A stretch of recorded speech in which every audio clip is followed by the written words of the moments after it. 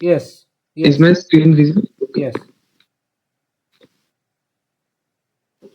Let me run it quickly and then I will continue.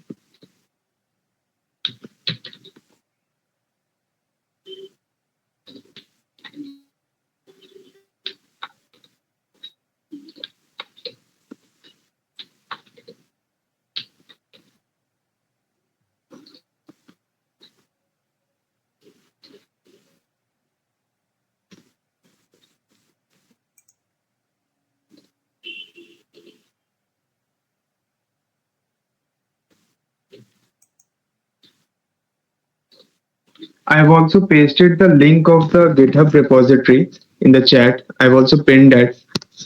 Please check if you can access or not. The code is not yet uploaded in this one due to some technical issues, but here's a wiki section where I will be writing the technical notes here for every session. Right now, it is added for the previous session. I will add as we continue. So our today's topic is regarding state management. Sorry, one second. Let me open this one so that I will be able to explain.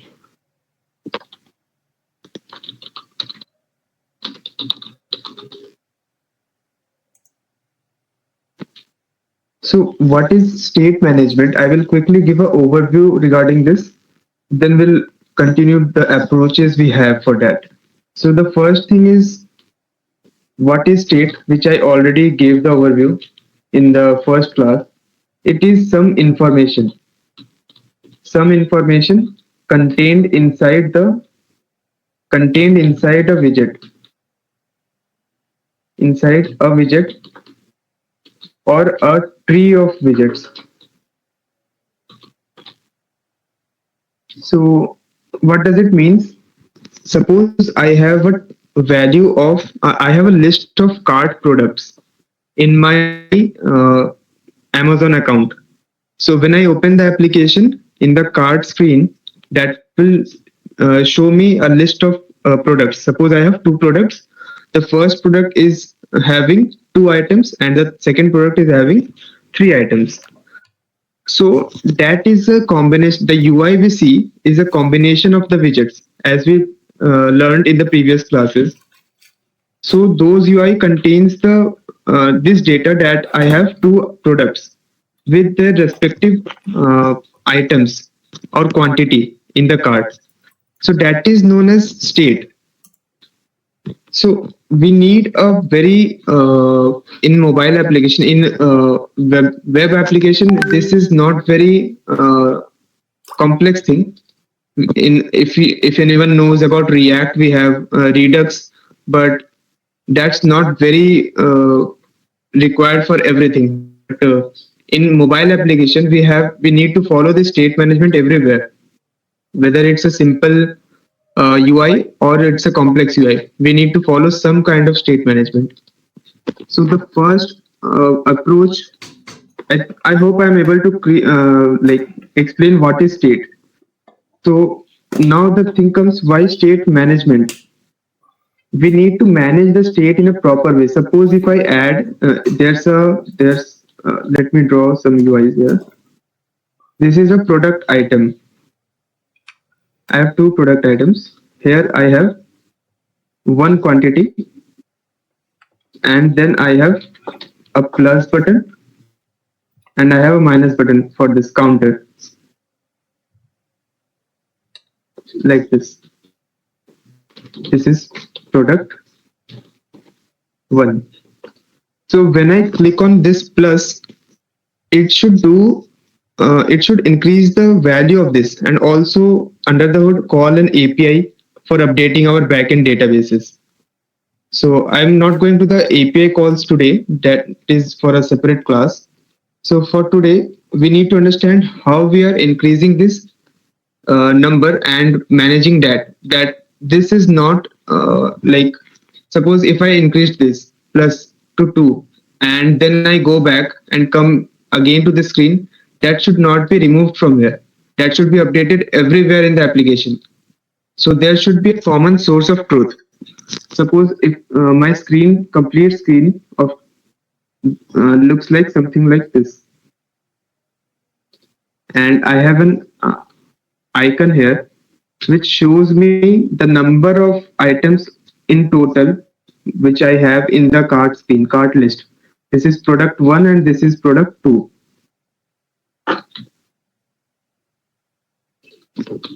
And for this, I have suppose 2 items.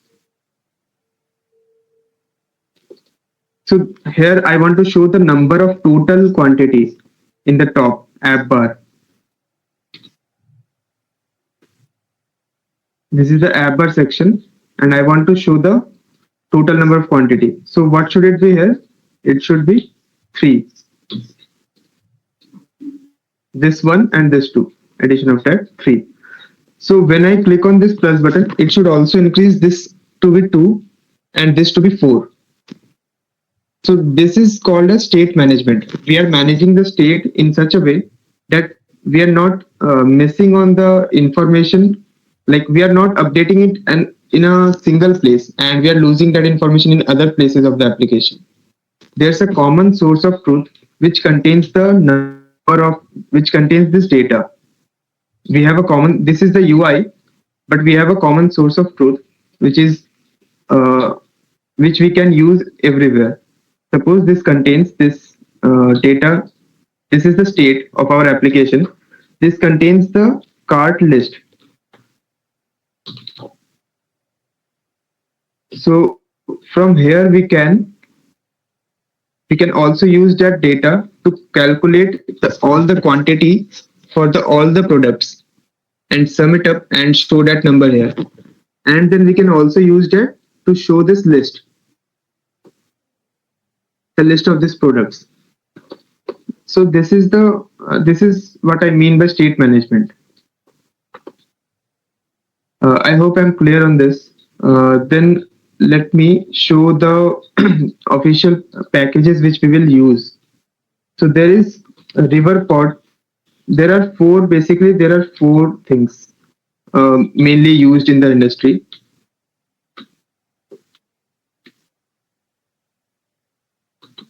GetX,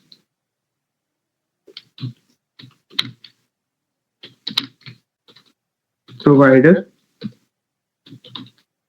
river pod, and block.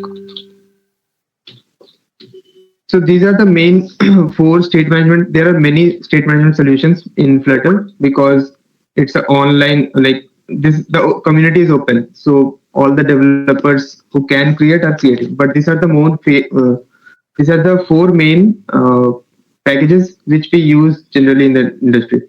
So the what we use is Riverpod because it is the most flexible and most powerful state management solution out of all the four. Riverpod is also widely used, but today I will be showcasing this third one, Riverpod.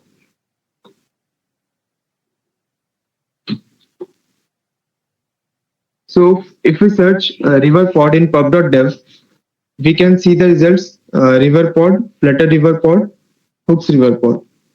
And also, like there are a lot, but if you see the publisher here, this is dash-overflow.net.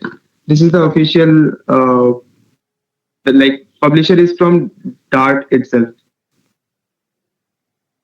Sorry, not Dart, but this publisher is Remy Roselet. The only packages from this publisher is the official Riverpod packages. Others are created by other developers.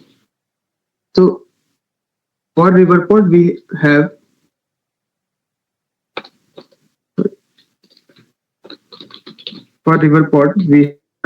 three main packages. The first one is Riverpod. The second one is Flutter Riverpod or Hooks Riverpod. The third one is Riverpod Generator. So we won't be going to the Hooks Riverpod. We will be seeing this because we need the combination of these three packages for the complete state management solution. This is the Riverpod is the base package, this then because Flutter works on Dart, so many large packages are which are heavy packages are do create the base package for Dart, then create a wrapper for Flutter. And then Riverpod generator is nothing. It just provides some annotations and then generates the code for us, like we did for Go Router and with Go Router Builder. So I will quickly add these packages in our project today. I have created a new project for today, session underscore 03.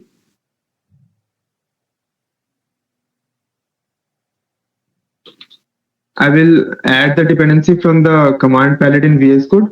We can also do it by copy pasting from the pub.dev. So I will add riverpod. And also, if we are adding it through the command palette in VS Code, then we can just mention all the packages at once with comma separated. So I will add Flutter riverpod, then riverpod generator. Sorry, that will be a dev dependency. So I will add in the next time. So now I will not select add dependency. I will select add dev dependency. Second one. Then I will add riverpod generator.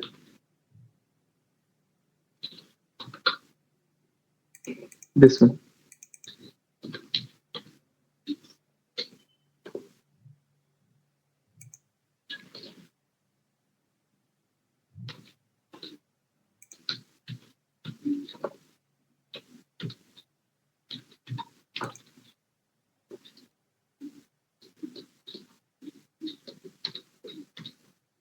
So now we have riverpod and flutter riverpod in the dependencies and riverpod generator in the dev dependencies. If you remember, I also mentioned that for any kind of code generation packages, it also needs build runner as a dev dependency. So I will also add build runner.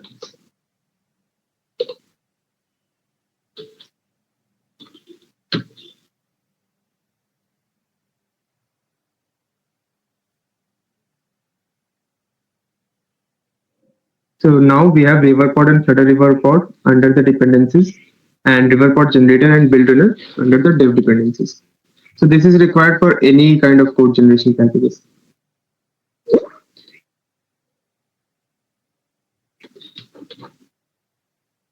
Now I will go to our main.dart.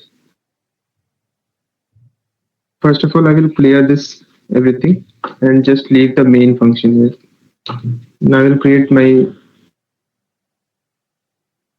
stateless widget. My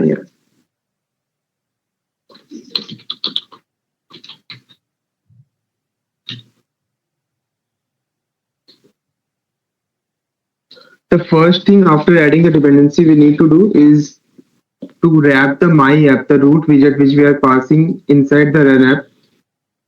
We need to wrap that widget under a provider scope.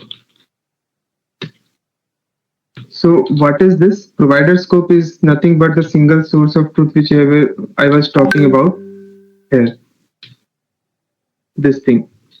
So this is like a we can assume it like a container which contains all the states inside our application. So this is nothing. It just provides whenever we create any state, which I will show later. It is like creating providers. What a provider does, it provides values wherever we need. So it just allows us to access those providers in all those in anywhere inside our application. So it may not be very understandable right now. I will explain this a bit later. So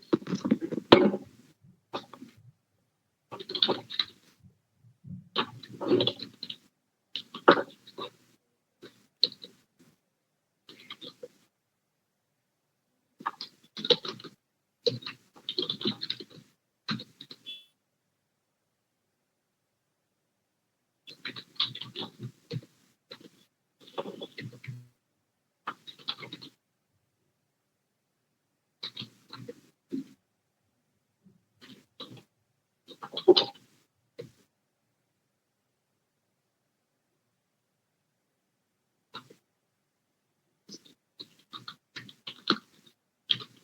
just quickly did the boilerplating for my app with a material app and the home screen under the home. I'm not going with the route configurations right now for this project. I will simply use the navigator API. And then we have home screen, which is a stateless widget, which contains a scaffold. And inside that, we have safe area, which contains a single child scroll view and the column. So I will create another file to explain about the providers. We have, I will also open the Riverpod docs once.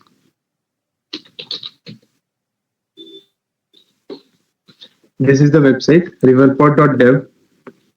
So I will go to a section, types of Riverpod, just to show an example.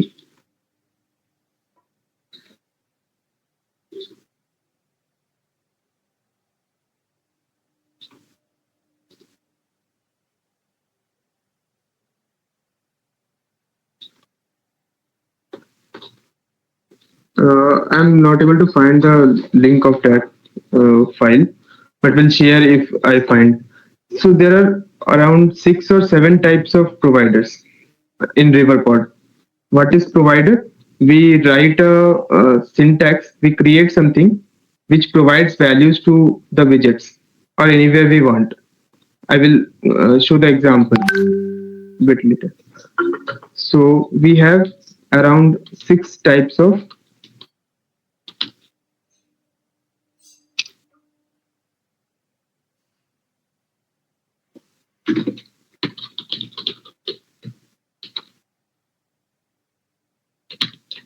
So the first one is simple provider.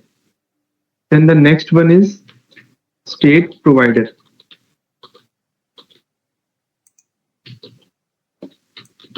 And the third, future provider. So there are few more which I won't be explaining for this class because they are not very used across our projects. So I will just mention them. State notifier provider. Then we have change notifier provider, and then we have stream provider.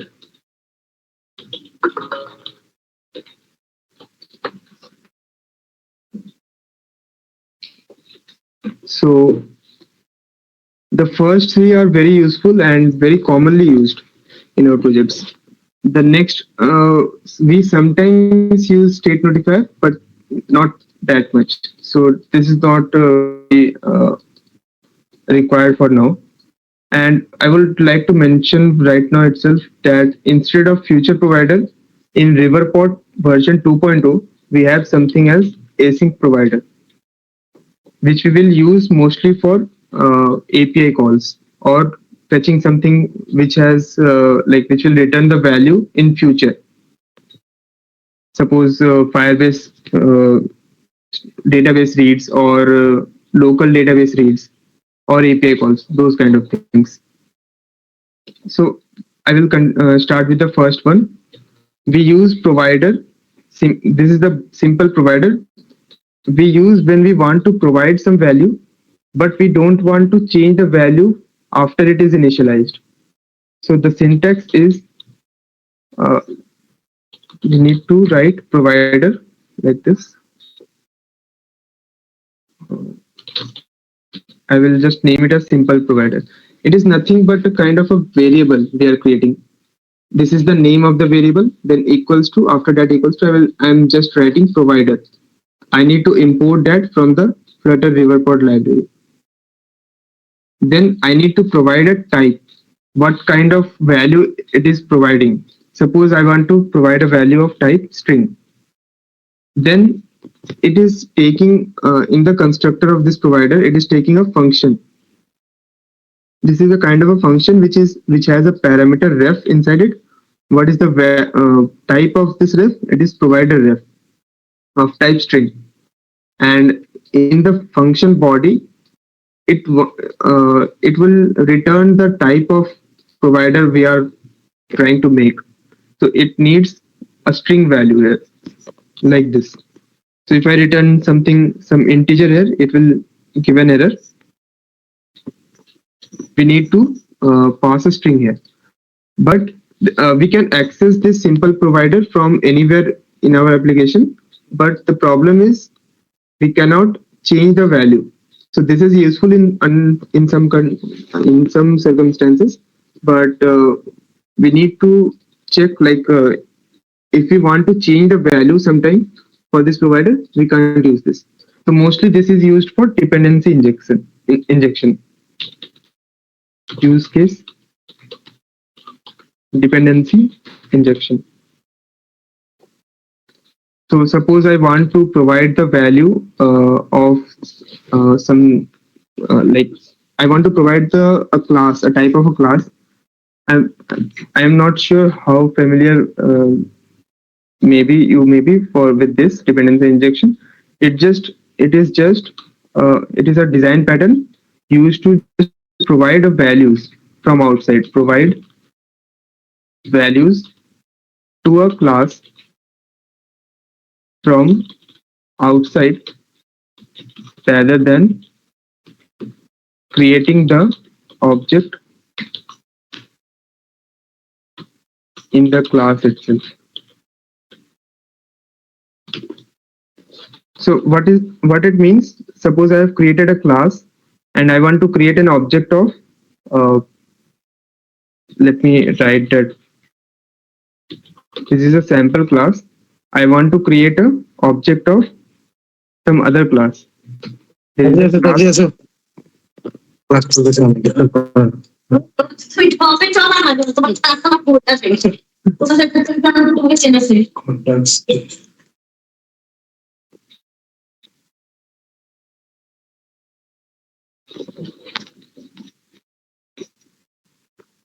Yes. So suppose we have a class A, and I want to create an object of this class A inside this sample class because I want to use the properties and fields of this class. So what I can do is var A equals to A, like this. I can create the object of this class. But what it just makes our code difficult if I want to change the implementations here. So I can accept this object from the constructor of this sample class. I can create a const sample, and then I can accept the object like this dot a. And instead I will not create the variable here. I will just mention it like this. Simply I am accepting this a from the constructor instead of creating the object creating the object here itself. So in like when we will be doing the project, I will explain why this is useful. If someone knows the dependency injection design pattern, they will know this. But otherwise, I will explain this when we will do a project in from like sixth class or seventh class.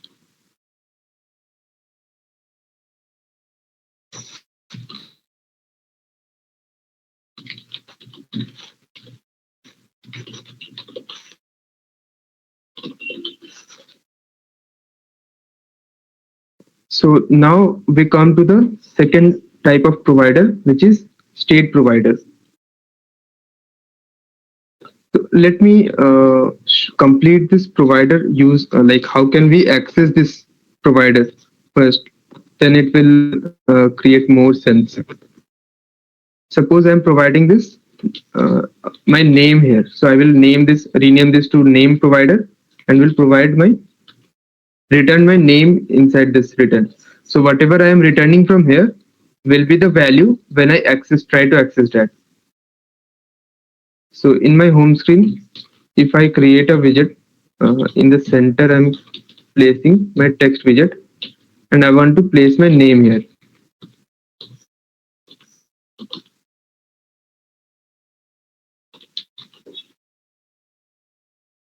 Let me increase the font size as well.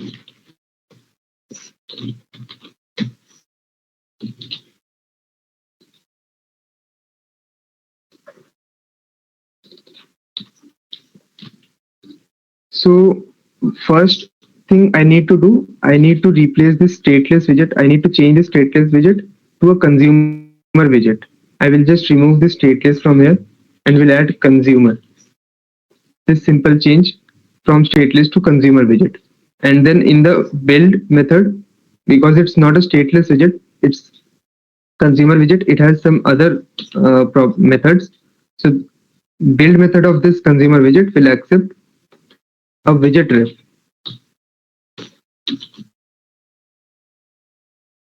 So this ref, as I said about the context, this is the locator of a widget.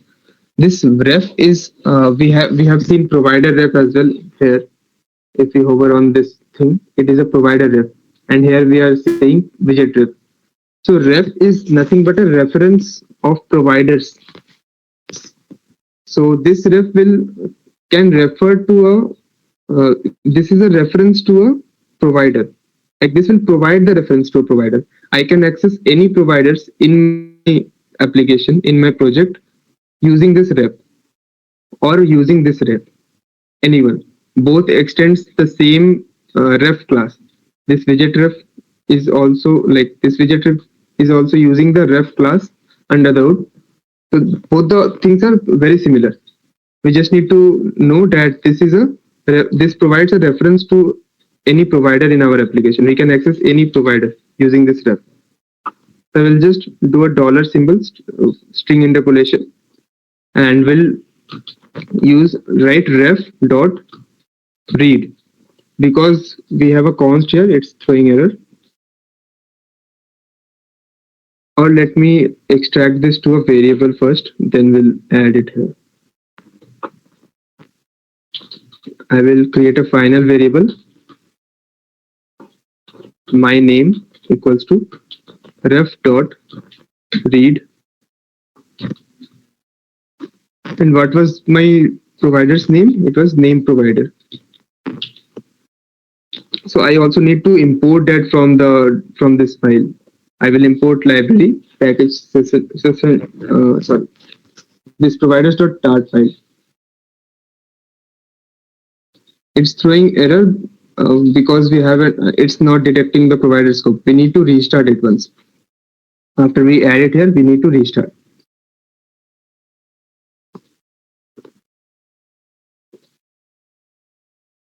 So now everything is fine. I will just use this my name here. Dollar my name. I need to remove the const again here.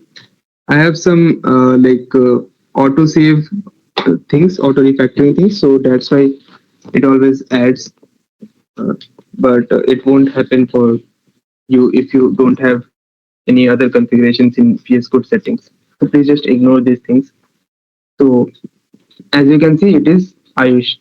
But if I want to change this my name, like the value of this name provider, there's no way.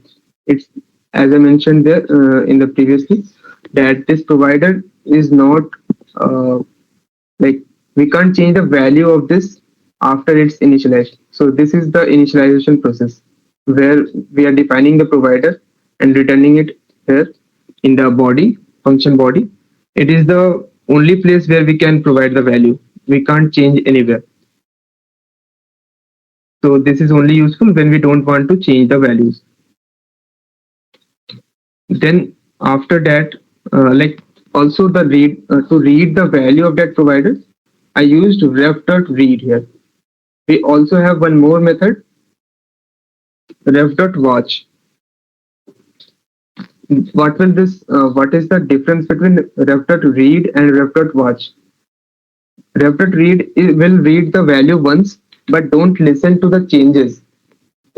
But ref.watch will listen to the changes as well. If the value of this provider changes, the the UI will rebuild. But for this provider, it doesn't make sense because both read and watch, whatever we use, this name provider is a simple provider, so we can't change it. And this ref.read and ref.watch is same for any provider. Whatever provider we create, this reading the provider's reading the provider's value will be the same process. So let's go to the second provider, which is state provider. Also, how am I getting these snippets? We have this extensions tab here in VS Code. We can just search riverpod extensions, riverpod snippets. We will get this Flutter riverpod snippets from Robert Brunage. We can just install this one. I have already installed, so that's why I'm getting these snippets here. I just need to write like state provider. It will create the whole boilerplate. I will name it as again. I will name it as name provider, or suppose for this one I will name as student name provider, and the type I'm giving as string. And here, suppose the name is Rahul. So what is the difference between this provider and this provider? For this provider, I can't change the values once it's written here. And for this provider, I can change the value from anywhere. So when I come to this main.dart home screen, instead of name provider, I will try to access the student name provider. As you can see, this shows my name, Rahul. So if I want to change this on a click of a button, so there will be other scenarios, but I am showing when the simplest thing I can, elevated button. I'm using an elevated button and text inside that change name.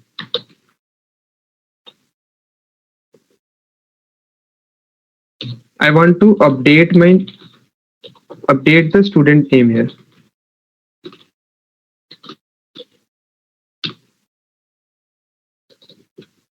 I will also change this my name variable so that it's to the student name. I just refactored it, student name. Then we have, I want to change the name here, update the student name here. So I will do ref.read, same thing what we did here, student name provider. This is the process of accessing the provider. This will directly give me the value, but I want to change it here. So what I will do, student name provider dot notifier. This is the internal class which we are not creating, but the riverpod package provides us directly. So this is pre-written in the package. We are not doing anything. So if we write notifier here, we get a function after this ref.read, which is update function. Here it takes a callback as a parameter, nothing but a function. So if we do control space, we will get the suggestion for the same anonymous function kind of thing. I can also have arrow function here or this curly braces function here. I just need to return the updated value here.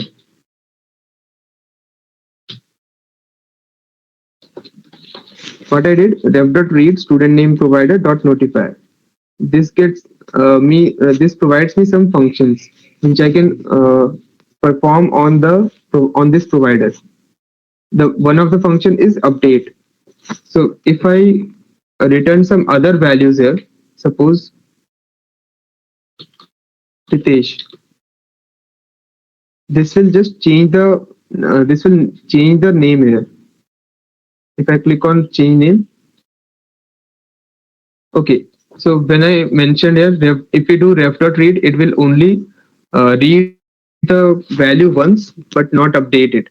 So as you can see, if I am clicking on change name, even if I have written the code to update, it won't update.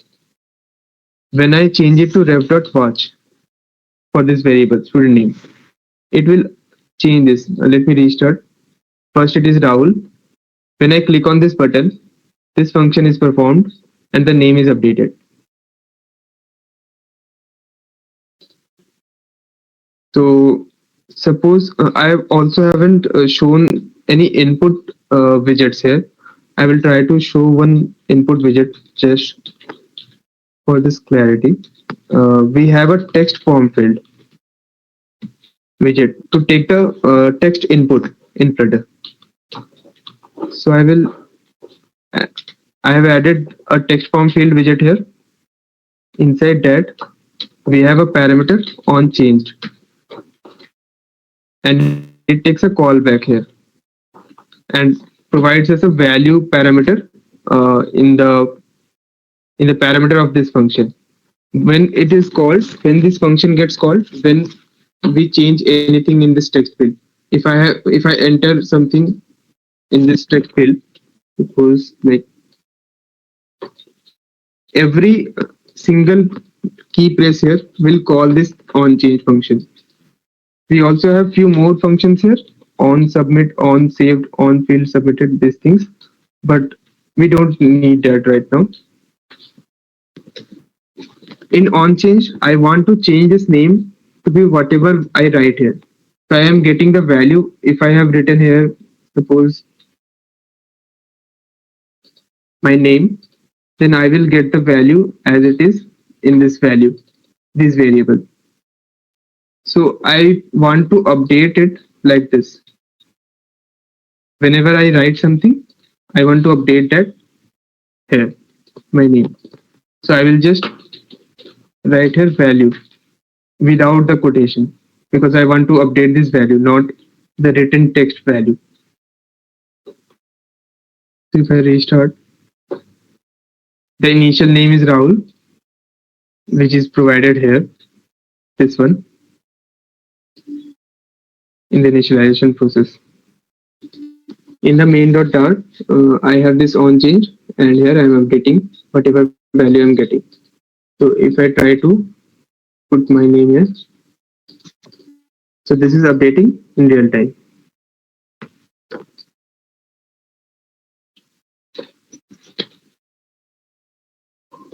So this is the basic implementation of state provider, and this is very useful when we are creating any UI which needs like small changes. We won't be creating like we will be using this state provider very much in our when we create projects. This is the most useful provider. Then we have future provider. This is when we want to get the value in future. Like we will be getting I want to call an API and I will get the response of that in after some milliseconds or some seconds. Suppose after 1 second. So the program will not wait here. Here comes the concept of asynchronous programming, futures. So in Flutter also we have a future class.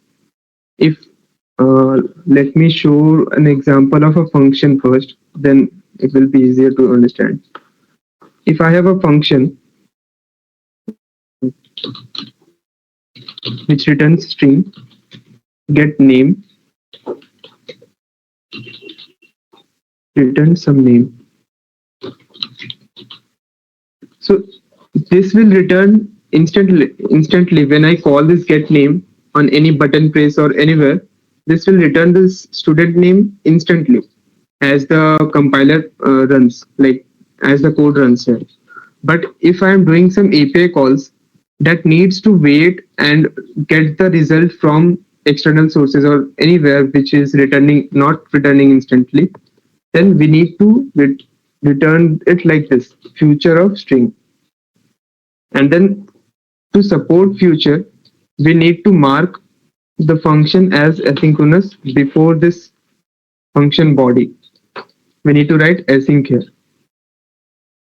And like this is almost done. Here inside this, if we want to do some future operations like API call or local DB, just this is the change we need to do. Future wrap the type, return type with the future and add a async tag here. Then if we are not returning any future value here, we are just directly returning it. But suppose if I want to wait, I'm adding a simple, because future class have many more functions here. There's one thing which is future dot delayed. I'm just adding a delay here. It's not useful in a way, but it's just to show the delay here, like duration seconds 2. And if I am performing some future operations, I need to wait for that. So for that, I need to write a keyword here before this, await. If I don't do it, it will just call this function but not wait for the result of this. Suppose if I write here where name equals to this. So, and if I hover over this name, this will show me the, because we are not returning anything. You can ignore this syntax. It's not very useful, so I'm not going in detail. I'm just showing the example if we do any operation for future. So I will just return a string here. So what this will get? A future of string, but not the string. We won't be getting the actual string here. We will be getting a instance of future, an object of future. So if we want to get the value, this value from inside the future, so I just need to write a wait keyword here. And now if I hover over name, I will get the string. And now I can return this name.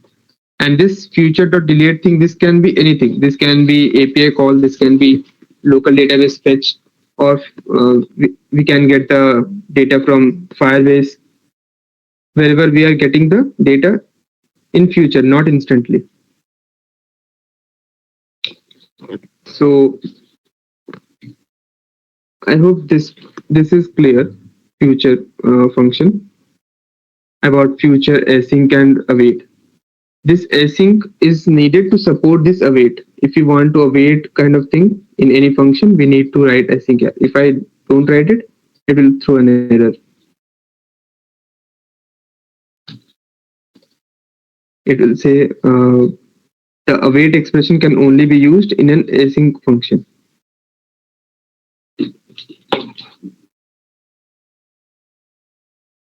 So now let me go to the future provider.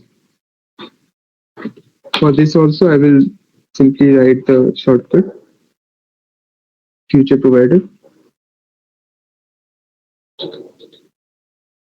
For this also, I'm doing get name provider, and the type I want is string.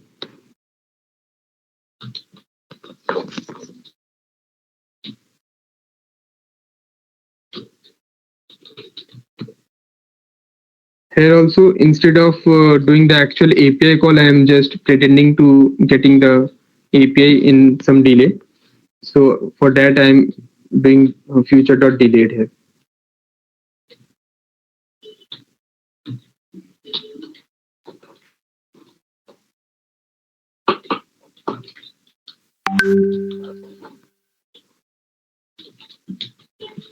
What is the syntax says, like it just takes two future.delayed is a constructor in future class, which takes duration and a function to perform after this duration. So whatever duration I'm giving here, after this duration, this will perform this function. This will call this function, which I'm passing in the second parameter.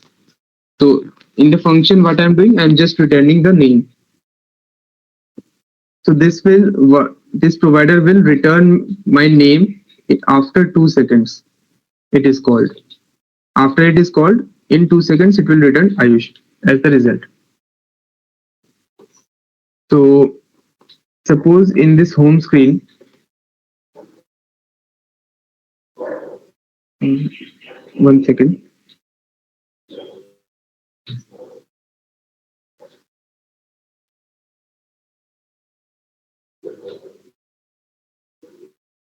Just to confirm, my screen and my audio is clear, no?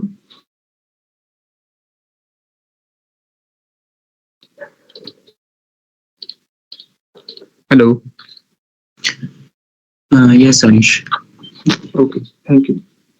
Actually, I have opened another laptop here to see, but I was unable to check. So that's it.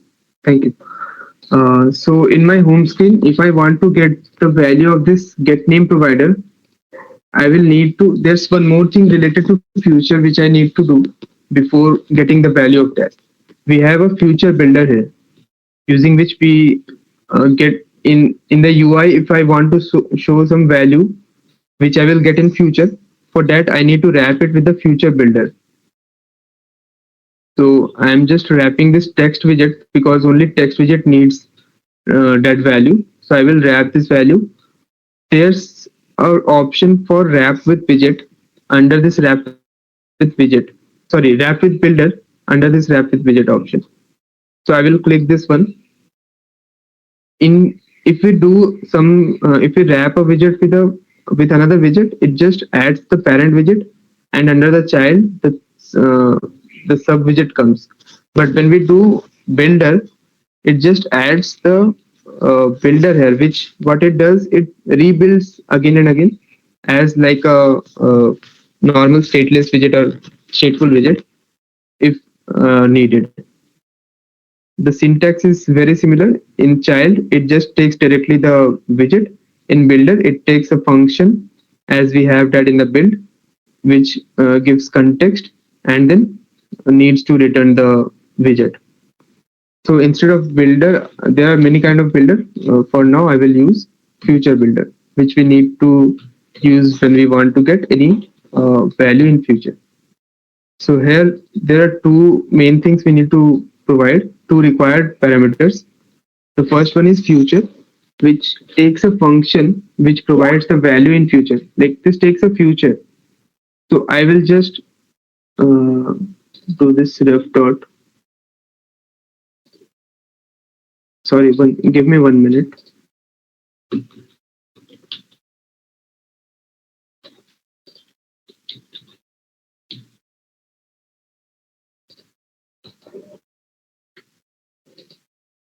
Sorry, I think this will not work. I was going with the wrong way.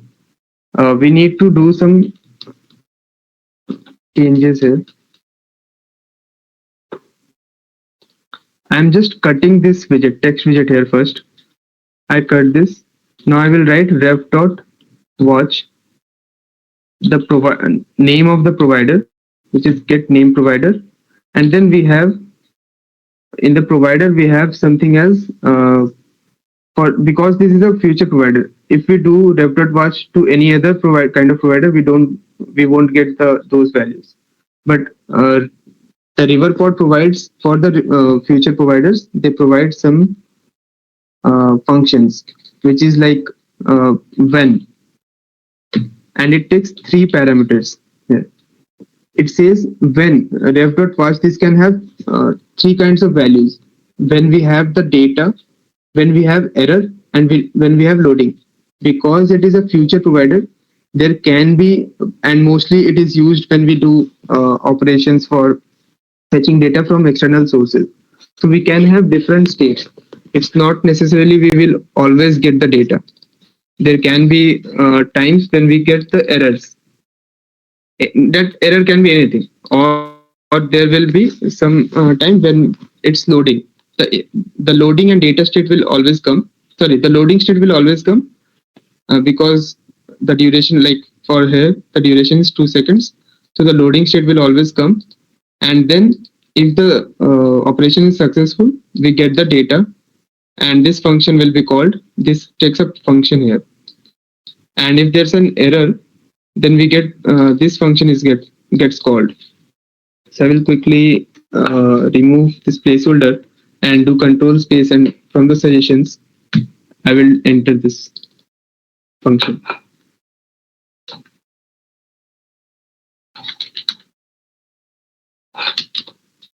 So I haven't done anything. I have just placed the basic function, passed the basic function parameter value to these parameters. Now I need to return a widget from this function, from all three functions here. So the first one, I will paste whatever I have cut previously, this text. After this, I will place here. Inside the error, I will just paste and then change here that we have some error, got some error. I can also print the error here, but I'm not doing, just to keep it simple. Then loading state. For the loading state, I want to show progress indicator, circular progress indicator. So it's nothing but a loader. So I will just add this circular progress indicator widget. This is one more widget which shows the loader, circle loader. Now inside this data, we are getting the we are getting the data here.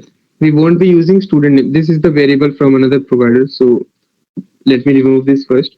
And now we were previously doing ref.watch directly, but now we are doing it. We are adding a when modifier. This is called as a modifier. So we are adding this when modifier, and we have three states here.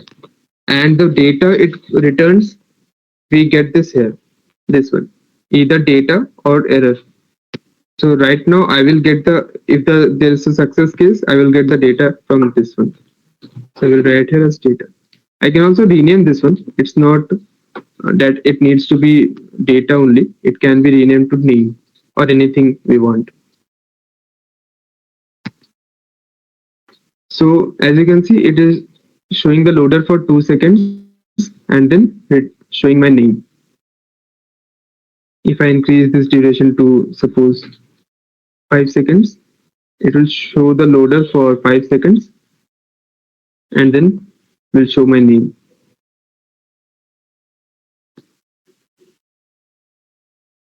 So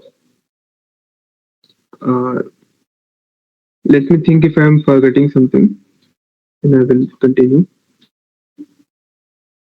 I have shown this three providers. Okay, yeah. So this is the basic, not basic. This is almost everything we need to know for now from the from state management for using Riverpod. This is the most of the thing.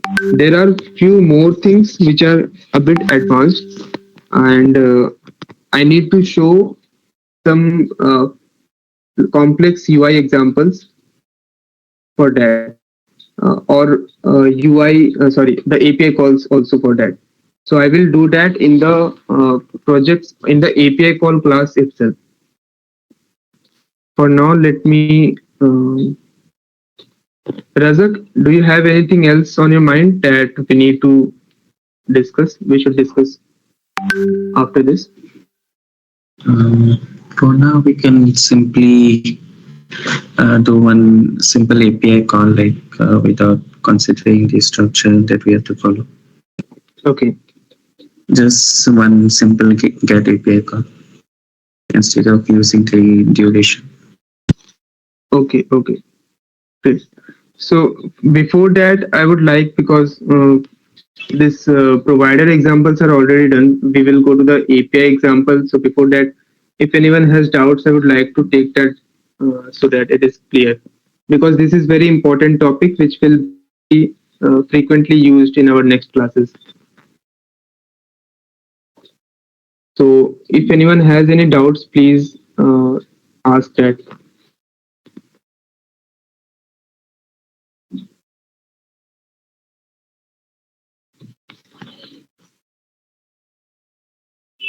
I guess we can continue then. If someone has doubts. So let me find a fake API. Razak, do you have any get API endpoint which is without auth? No, I guess I will just give you one. I just simply use one your demo API call.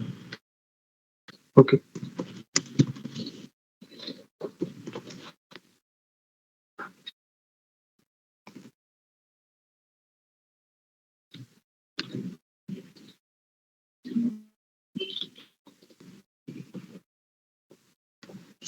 Okay, from I am using this endpoint from fakestoreapi.com. This will return me something like this. So let me add a file, one more file here. I'm calling it API call.dart. So API call needs only one dependency, which is do. I will add that do.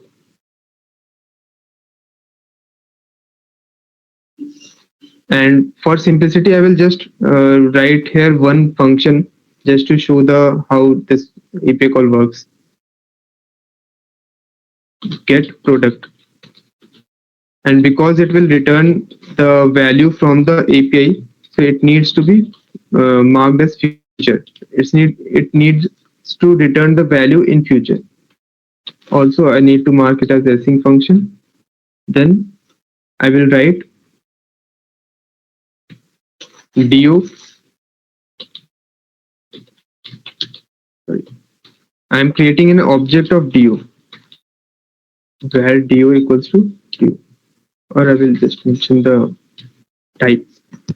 When we don't know the what will be the type, or if we want to just write the variable quickly, we can also write where instead of mentioning the type. It's just used for creating the variables. Then we will simply do, we have a get, post, put and delete methods inside this do class, which will do the API call. If it is a because this is a get API, this one, so I will just do do.get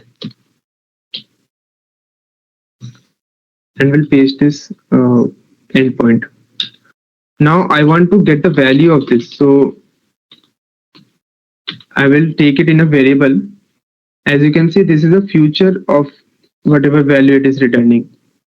So I will first of all do await here.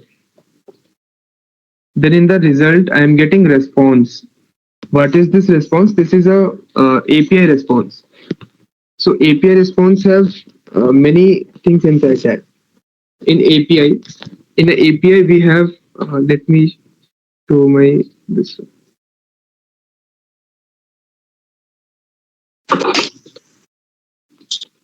API response. It includes body, the response body where we are getting this data, this thing. This thing is called as API response body. And if we have more things like status code, then we have uh, response headers. These are the main things we have in a API. We have more things, but mainly these three are mostly used. So I will just try to get the body of this response result. This thing, response body. We can access it using result whatever variable we have taken dot data. Sorry, allow me to drink some water.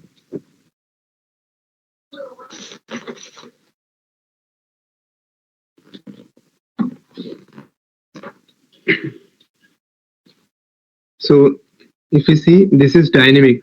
The type is dynamic because we haven't we are not using any TTOs or model classes here that I will show in detail in the API class. So right now I will just return this result. This is just in a JSON structure.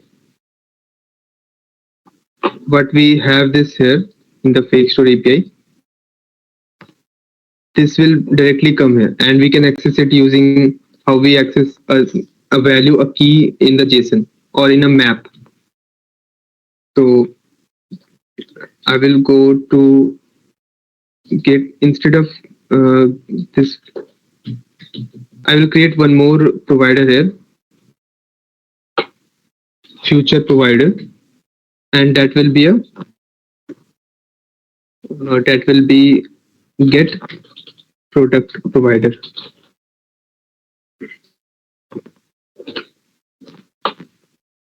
and that I'm not giving any type here. I'm keeping it dynamic. If I don't want to give a type, mention a type here, I can just remove the brackets, and it will return a dynamic type here. We haven't returned anything, so that's why it's showing null. If I write, if I call this function here, get products,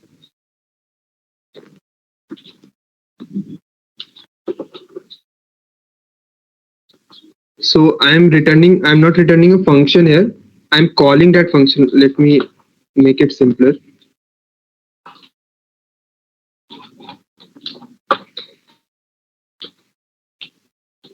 So I'm calling this get product and taking the value in this product variable, and I also need to write await here. Then we are returning that product. So when we go to home screen, let me create one more screen here.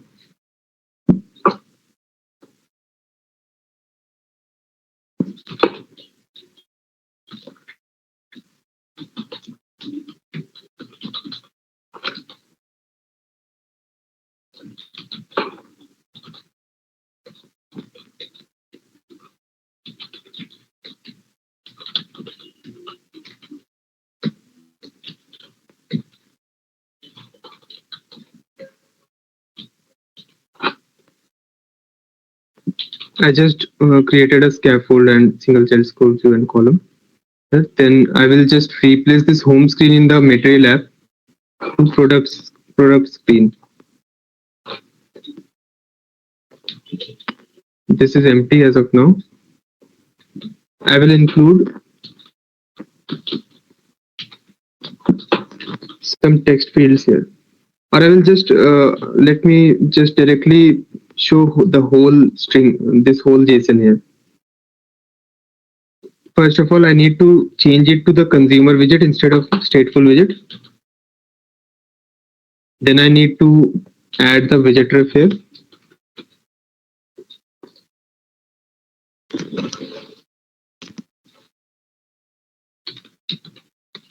Then I need to watch that provider. Watch the provider we have created. So I will write ref dot watch get product provider.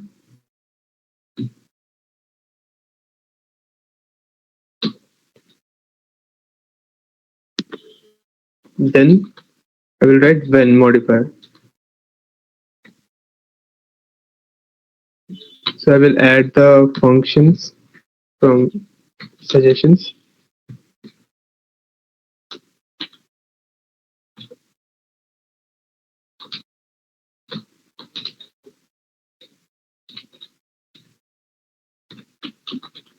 And in the data part, I will just simply show that data here inside the text.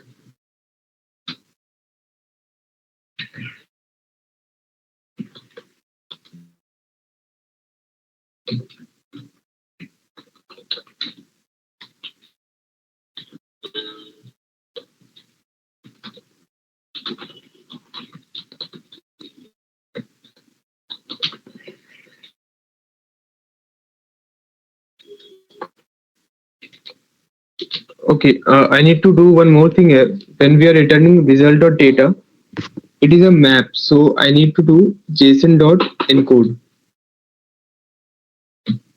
JSON.encode. It is like JSON.parse. In from other languages, we have parse. Here we have encode. This is we are converting this result.data to JSON, and this will return a string here. This is JSON string.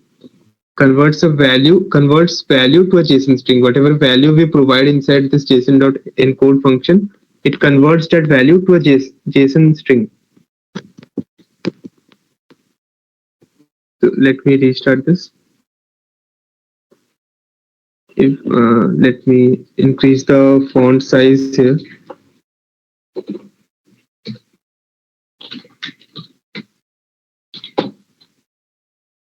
If you can see, this is the exactly the same thing from here.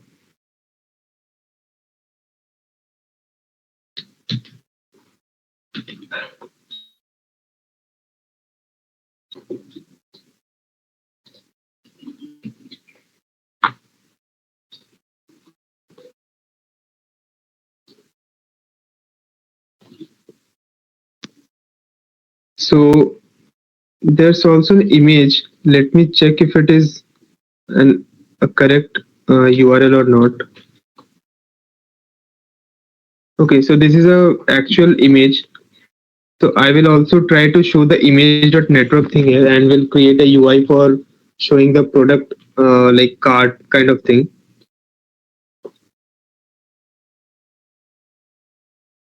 I will quickly create the UI for showing the product card. We also have a card widget here. Inside that, I will add child, then row. I want to create a layout like this. Let me show this once here.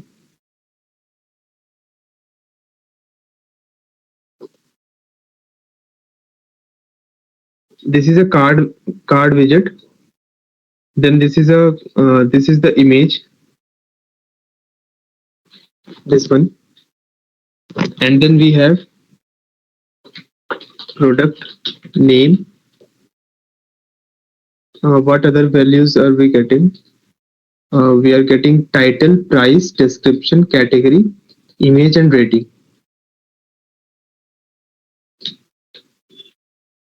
So I will just add these things.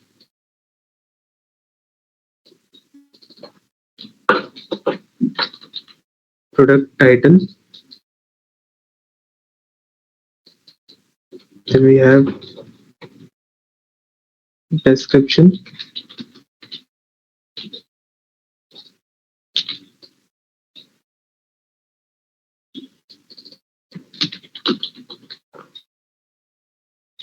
and then category and the rating.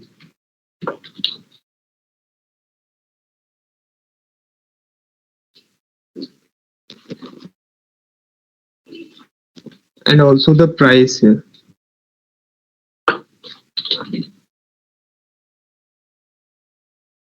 So I want to create a UI like this, which contains the image of the product, product title, description, category, rating, and price.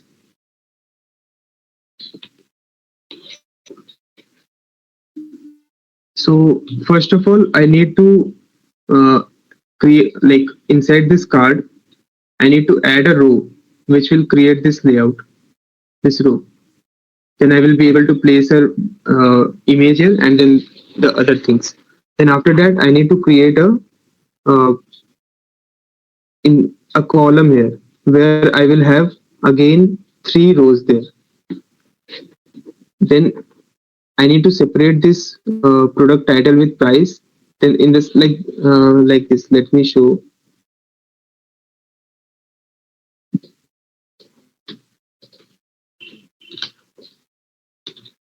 It will be like 3 rows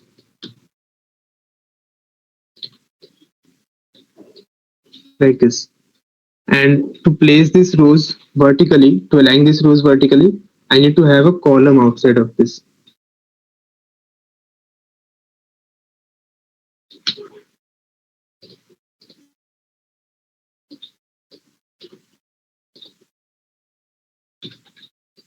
So this may be a bit messy, but let me show that now in the code. So inside this card, I have a row.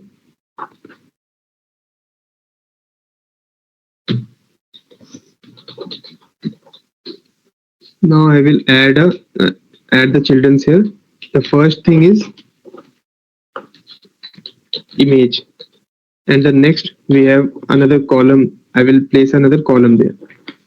So for image, I will do image.network, and uh,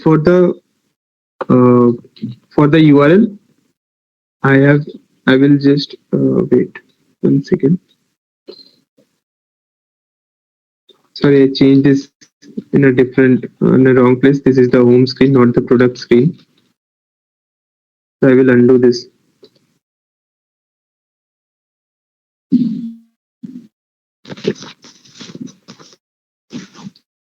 I'm going to the product screen. Now here, instead of returning directly the text, I will return the card here.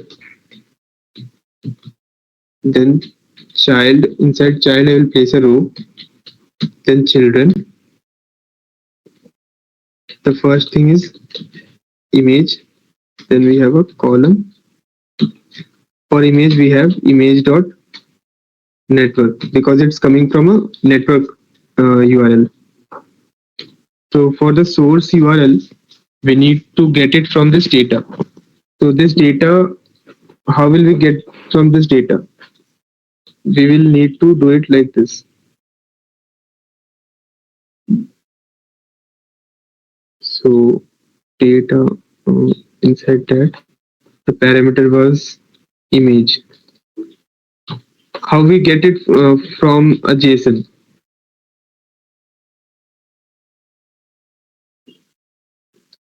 Okay, there's because I wanted to show it in the text previously, I encoded this to the JSON string, but now I want it as a map, JSON map.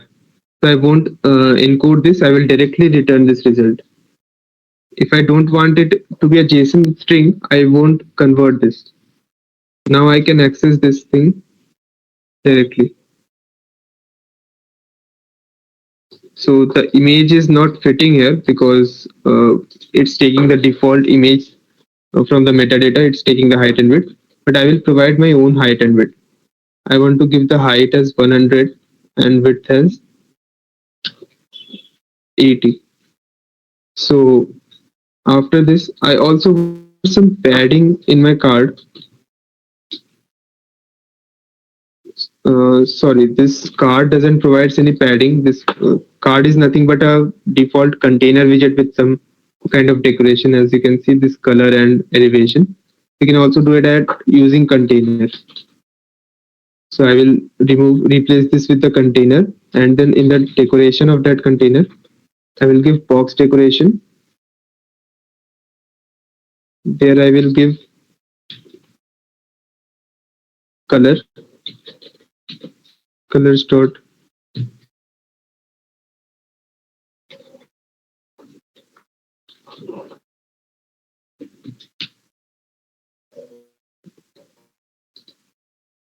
Now I will also add the padding inside this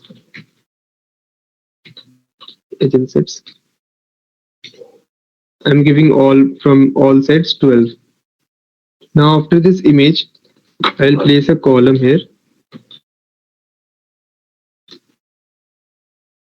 where I need to have 3 rows. Inside this column, we need to have 3 rows.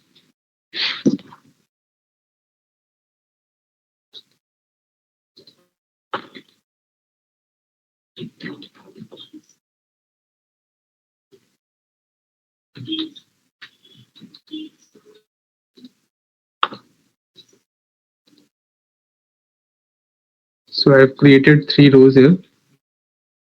Now I will add the contents inside those rows, which is product title and price in the first row.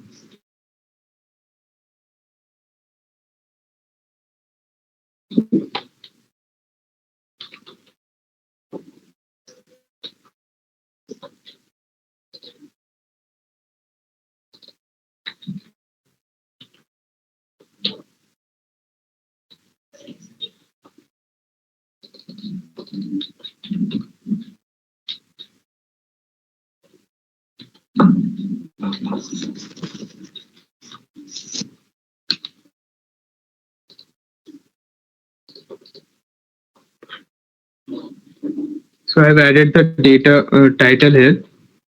This is also not fitting.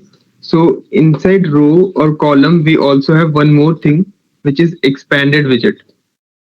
Like for flexible, we have some flexible widgets, which is one is flexible itself. Then we have expanded. Then we have spacer. Spacer, I think I have already shown it previously to space the widgets but we'll show later as well. But now we need to use expanded for this case. Here I need to provide wrap this text widget to expanded because we have something like our text widget doesn't know how much width we have here, available space we have. So that's why it's trying to go like until it ends. But to mention the space or width here, we need to we need to give some kind of width here, but we don't know how much pixels we have remaining. So for that, I want to provide the all the left this right part to this text widget. So I will just wrap this text widget with expanded. What it will do, it will provide all the width this side. But we have a problem here. We also have this row widget outside, which has this column. So this column also doesn't know how much width we have. So it is unable to provide that width to this row. So we also need to wrap this column with the expanded.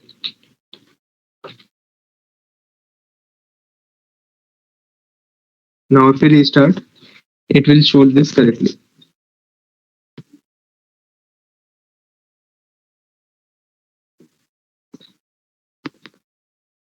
So if I explain how this layout works, so we have a row here. This is a row which contains this tag and this text. So we have one row here and then we have a column here. So this column needs to have the all the some kind of width. So because we don't know how much width we can provide to it, it can be 80 pixels or 100 pixels or 400 pixels, whatever. We don't know how much width we can provide. So that's why we are wrapping with expanded. What expanded will do, it will provide all the available space after this image ends from here to here. After this image ends, it will provide all the remaining width to this column. Then inside this column, I have a row widget, and inside that I have a text. That is also not fitting here, so I need to mention how much width we have. So I am wrapping it with expanded. That you can take whatever width is remaining, you can take. So after this, we have price description, category, and rating. So I will just add.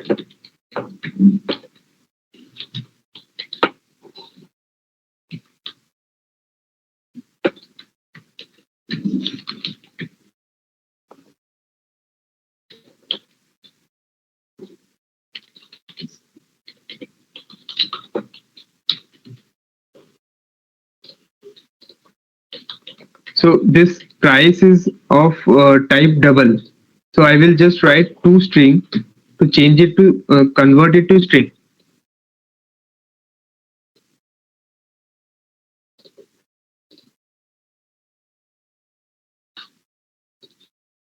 So we also have this as 109. So now you can see that we have all the text as black color, and I want to change it to white color because the background is dark.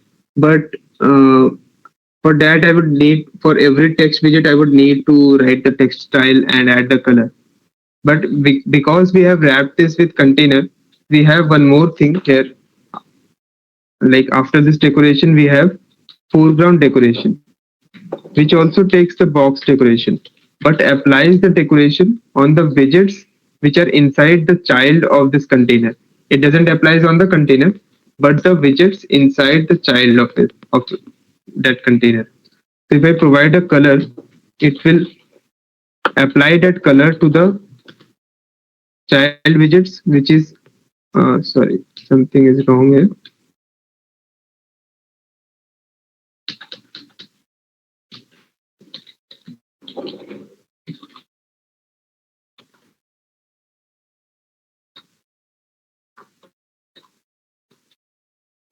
I think I have mistaken something here, so that's why it's not working.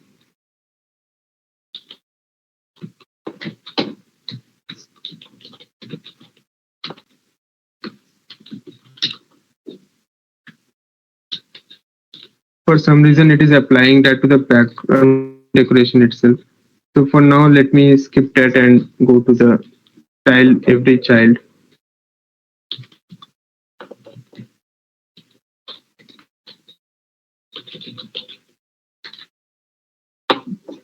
Colors dot white.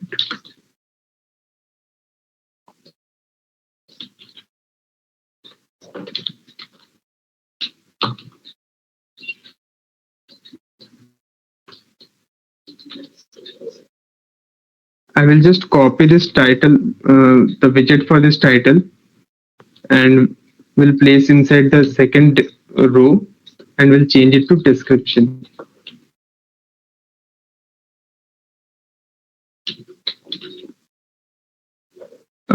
It's a bit messy here, so I will add the gaps and like use the sized boxes in between.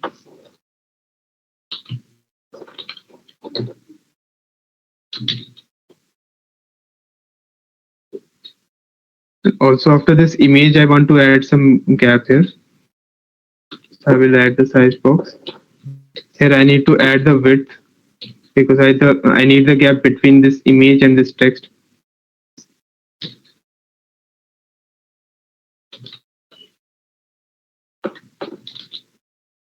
So I'm giving 12 as the value for width here.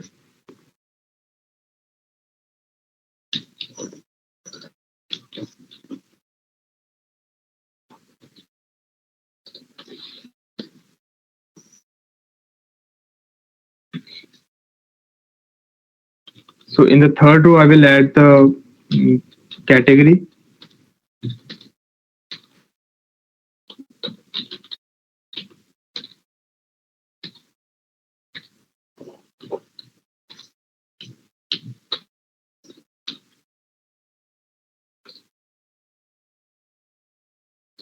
I will add the style as well. Men's clothing. Now, suppose if I want to like only use one line of this description, I can add one parameter in this text as max lines. How many lines I want to show from this string? I want to show only one, so I can provide max lines as one. It will limit the output to only one line. I can also use substrings and those methods from the string, but we also have that in the text widget.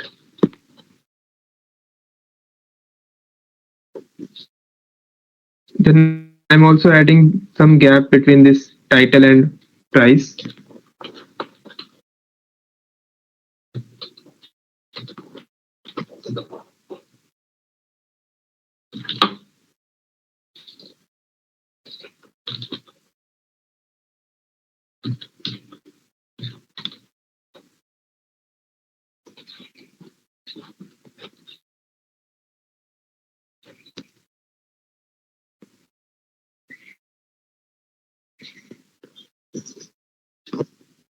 Let me make it a bit bold.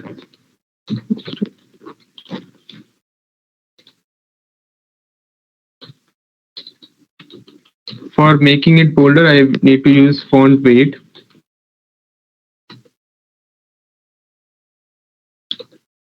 And also I want to increase the size, so I will give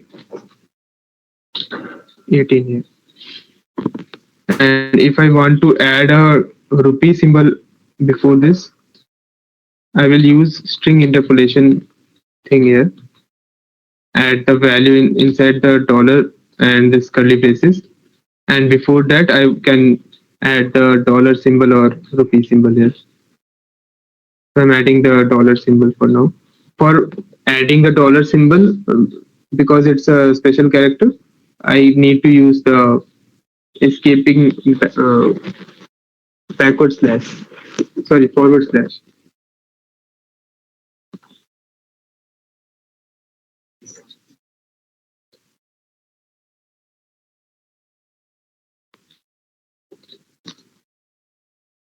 Now this is all done. Like we have shown this as like from the API.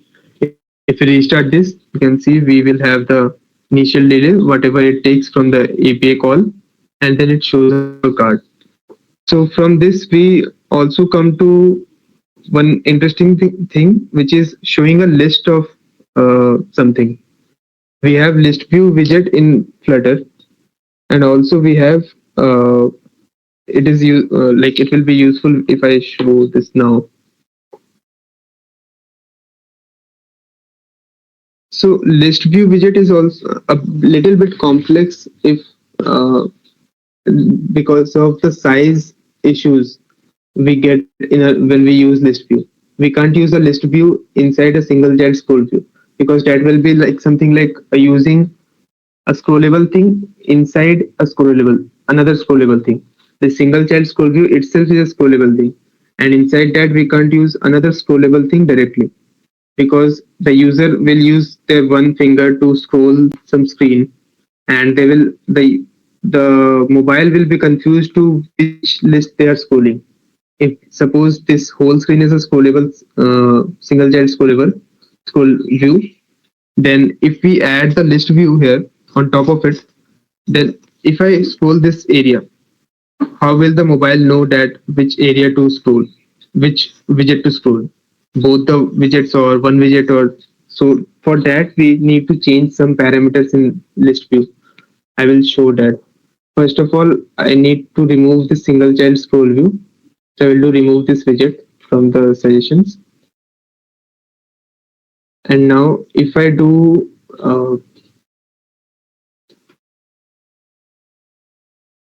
inside this get product function in the API call, I guess if we remove this one, I will get the list of all the products, like not a single product. So let me try it at once in my browser. I will call it without one. Yes, I am getting the list of objects instead of a single object.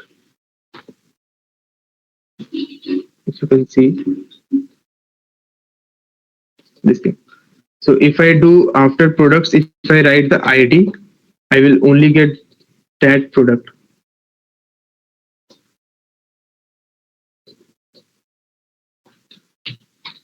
And if I remove the ID, it will give me the list of all the products. So I can implement this as a suppose I want to implement it like this. I have a list of products,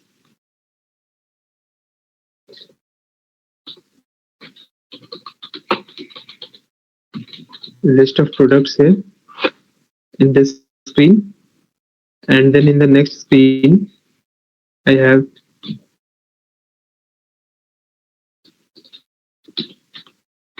details of the product.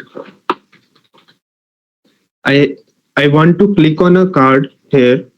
I have list of products here. I want to click on one card and I want to go to that detail screen of that product. How we do that in Amazon or Flipkart. If you click on a product in one product, it goes to the details of that product. And I will try to implement the same here. So I will add one more function, duplicate this function here, and instead of get product, I will name it as get products. We'll remove this ID from here, and instead of get product, I will name it as get product details or get product by ID. Also, I can write, and here I can take this ID parameter, ID from the parameter, and instead of hard coding this one, I can add this ID here. So suppose if I call this function get product by ID and I pass one, then one will be interpolated here, will be added in this URL, and this function will be suppose it will be like this. If I pass two here, it will be two here. So the endpoints will be called accordingly. And if I call this one, this will give the list of that. a list of the products. Now if I because we have changed it is giving error. I will call the get products first. Now this will, as we know that this will return the list. So when we come here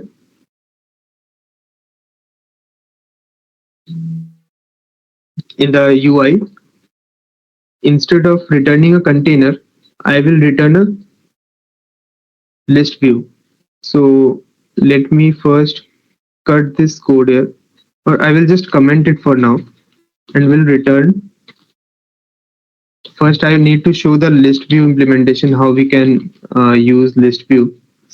So in list view, we have multiple constructors here. The normal list view without any named constructor. Then we have list view dot builder. Then we have list view dot custom and list view dot separated. So I will use list view dot builder. I will show what is the difference. First, if I use list view, I need to pass the children as we were passing it for the column, row, and stack widgets. But this for this, I need to provide the children's hard coded. Like I want to provide the two children's exactly same, but I need to write those again and again. And if I have a list of suppose 100 products, I can't write that 100 widgets here. So I will use list dot builder, and this will take item builder instead of a children. So this will take a function in which I will get the context and the index, which index I am building, and then it will return the widget. So this will take one single like a prototype. How I am building the how I want to build the widgets, and on the based of the index, I can change the how the like the information on that current index widget. So inside this, I want to return this thing, this card inside here. Now I will uncomment this. We also have one thing here, item count, which I need to provide as data dot length. We also need to remove this column to have the list view here, because inside column we can't give list view. It won't know how much height we are giving to that. We can use column and inside that use the list view widget. For that we need to provide expanded similarly to how we were giving here to know how much width we have. So that time I was using it for width, now I am using it for height. So how does this know? When I am using a expanded widget inside a row, so that knows that I want to place the items horizontally for a row. So the expanded would expand its child widget horizontally. But if I place if I have an expanded widget inside this column, then that knows that I want to place the items vertically from top to bottom. So that will try to expand the widget height of the child widget vertically. So I will wrap with the expanded widget here.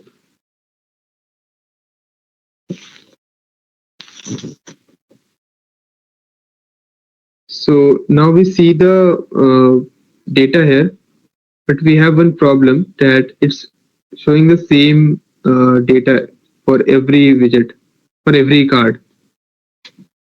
And yes, so this was not returning the error previously when I restarted. This is returning the error because I'm using the data image directly without using the index. So first I need to take out the if I have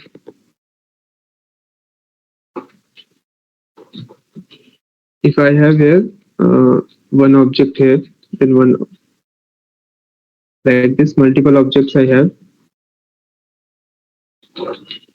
So if I want to pull the data of the first element, this zeroth index, then I need to access it using like this list zero, like this. or list 1. So I haven't done that. That's the issue now. So how will we get the index? We have the index here in the item builder. So I just need to add the square brackets after this data. This data is a list. Right now we haven't mentioned the return type in the function. That's why it's showing dynamic. But we know that this is a list. Now when we do data index image, this will show correctly. For after every data, we need to add this. I will just copy this index thing and will paste everywhere.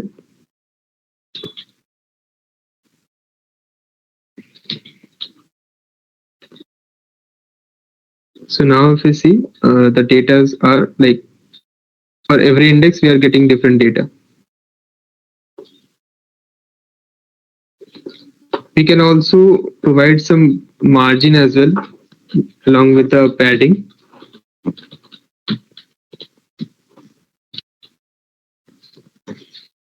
Let me also add the border radius so it will be a bit better.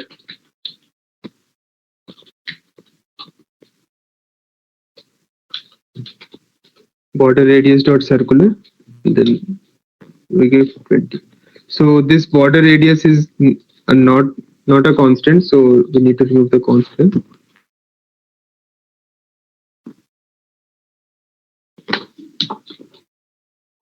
We can also remove this height here because we are already restricting that height from this container.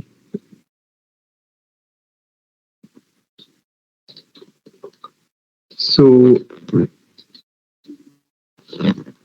yeah, this I think this is good for now. We have seen API implementation from API implementation and use the future provider. I will try to summarize how this whole thing is working now. So the first thing is we have get products, and from the get products we are getting the list of all the products. Then we are getting the response body, API response body using dot data, the data field inside this result. What we are what we are getting from data, and then we are calling that function inside the provider, this future provider, and then simply returning that product from the provider. So after that we are having the product screen, and we are watching that provider, future provider, and using the when modifier we are having data, error and loading states, and we are returning the widgets accordingly for data what I want to show, for error what I want to show, and for loading what I want to show. So when we restart, initially it is showing the loading because the API is loading. We don't need to do anything manually. It is all handled by this riverpod package. So we just return the what we need to show when there is data or error or loading. The states will be managed internally. Then we have used a list view and wrapped it with expanded because we are using a column outside. So inside column or inside another single child scroll view, like any scroll view, whether it is single child scroll view or any other scroll view, we can't use list view directly. There are few methods, like few options how we can configure it in a way that we have both like scroll view outer in the out, like outside we have the scroll view and inside also we want a list view, but we will go to that thing later in later classes. Then we see that we have list view and list view dot builder. It generates based on a prototype which we provide in this item builder. It takes the context and index and generates the widget accordingly. Based on that index, we can display different data. Then I think this is all complete. Now what is remaining? We need to show the we need to go to the different screen and show this the details of this one there. And because we are having a parameter here, when we call this, suppose we are calling this function here, get products by id, get product by id, we need to provide an argument here. But how to accept that argument from the provider, like in the provider? Because when I will call this from UI, I won't be calling this directly. I will be calling get product provider. Sorry, get product by ID. Get product by ID provider and not this one. I will be calling this provider. So how to accept the parameter in this provider? This is a normal function, so we just created the parameter there. But how to accept the parameter in the future provider? For that, we will just write future provider dot family, and after this family, we need to write the type of parameter we need. So I want an I want a string. So to make it simpler, let me make it what we are getting for. Okay, let it be string. So I need to provide string and the return type as well. If you see in the docs by hovering, I also need to provide the return type. So the return type is dynamic. And after the ref, we will get that parameter. So for this case, we have ID, and we will pass that ID to this function. So what I have done here, I have just added dot family and the accepted like the parameter type and the return type there in the types this angular bracket, and then after ref in the function body function of this provider, after ref parameter I have added my own parameter which I want to accept. This can be named anything. I have just mentioned it id. This type should be same, and this type, this products type should be mentioned here. So if I hover on id, okay, sorry, this is reversed. So I need to provide it like this. So now if I hover it on id, this is string. The first one should be the return type, and the second one should be the parameter type what we are taking here, id. So now when I call, let me create another screen first.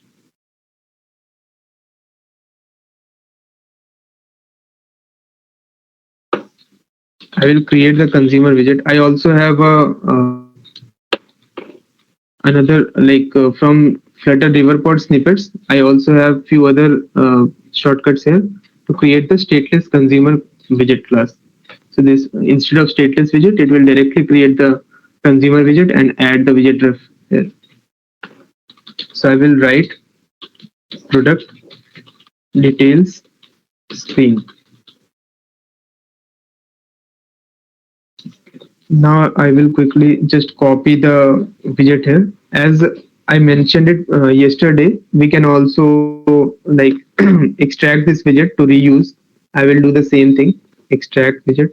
It's not extracting directly, so I will just cut this widget and will create another stateless widget here. I will name it as product card and will return it here. Now instead of writing data index these things, I will just accept it as parameters like title, description, price, category. I will just press control dot here, and from the suggestions also from here as well. well we can get the sessions. Add final field parameters. It will add all the fields automatically, and then we'll just call this widget inside here, product card. I will add all the required parameters.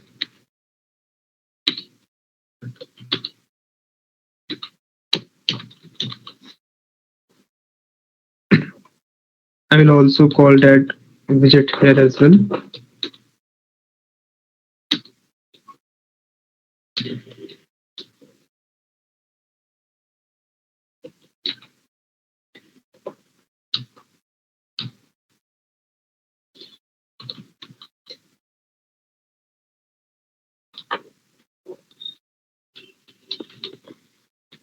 Data index. This is the list view inside the list view. So data index dot not dot again square brackets price. I will copy this data and index thing because it will repeat.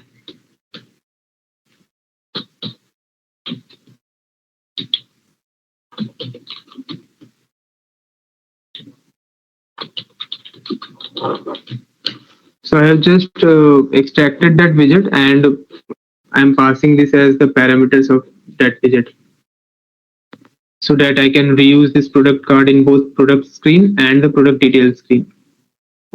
So to keep it simple, I'm just using that single card inside this product details screen. Here also, first I need to call that provider, get this one, get product by ID provider.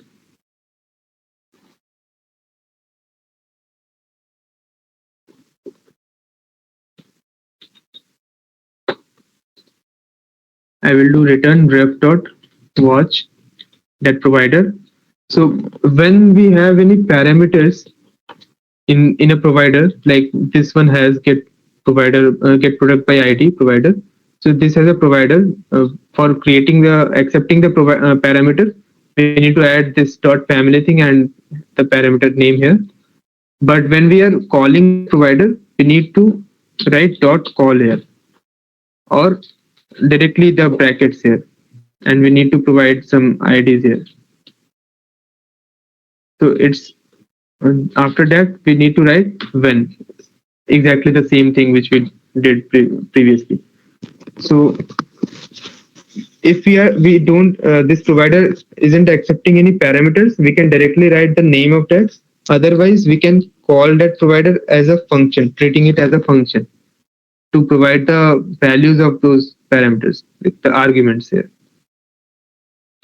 Then again the same thing inside data, and then in the error and loading, we will be returning the widgets.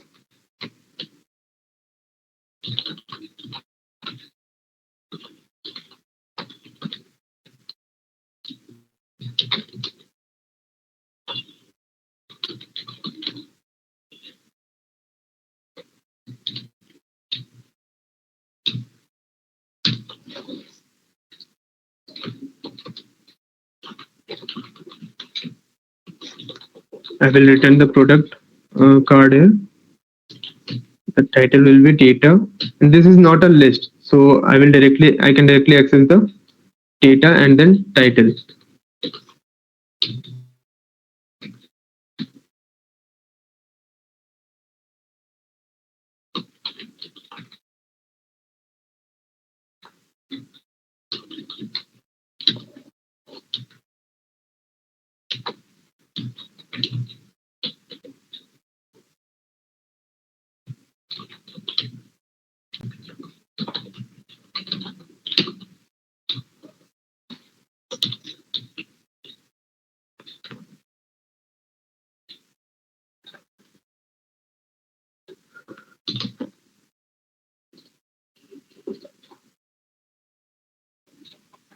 Okay, so I haven't refactored this product card widget.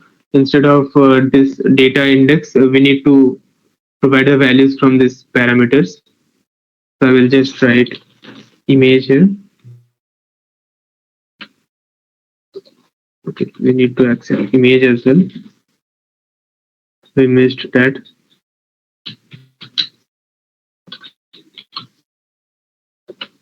I have added the image field as well in the image image field and in the constructor.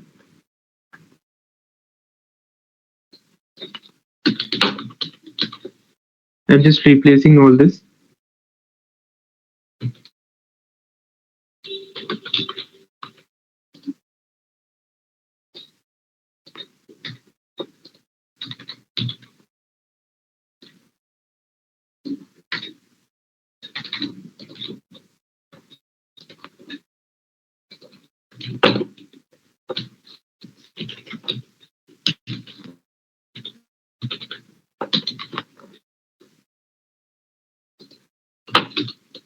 Adding the image fields in both the places.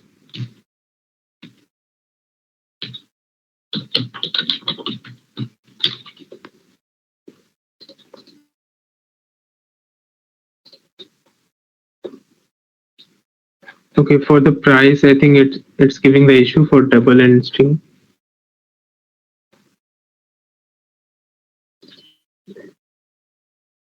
It should accept as a double.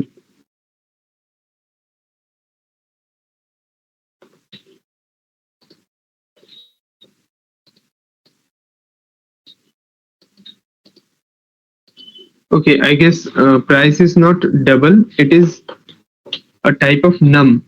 What is num? It is a parent class of both double and int. It contains, we can pass, if we are accepting num, we can also pass integer as well as double values inside that. So now what we want, when we click on a product, we go to another screen and this ID is passed there. And according to this that ID, the API is called the this API is gets called get product by ID, and we show the product card of only that widget. So this is the product details screen. We need to accept the ID here. I have placed it hard coded, but I need to accept the ID in the constructor.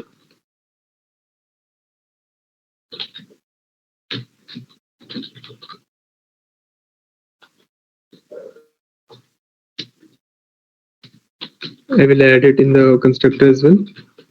Required this dot ID.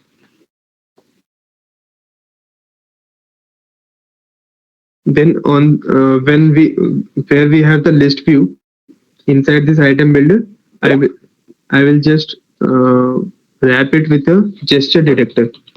Gesture detector is a widget which provides us tap behavior. Like as we have that for button, when we don't want all the default properties of a button, but we just want the tap behavior and all those, then we have gesture detector to detect how the name says to detect the gestures. We have this. So we have a property called on tap here. Inside that, we need to pass a function. In the function, I will just do the navigator, use the navigator API to route to the next screen.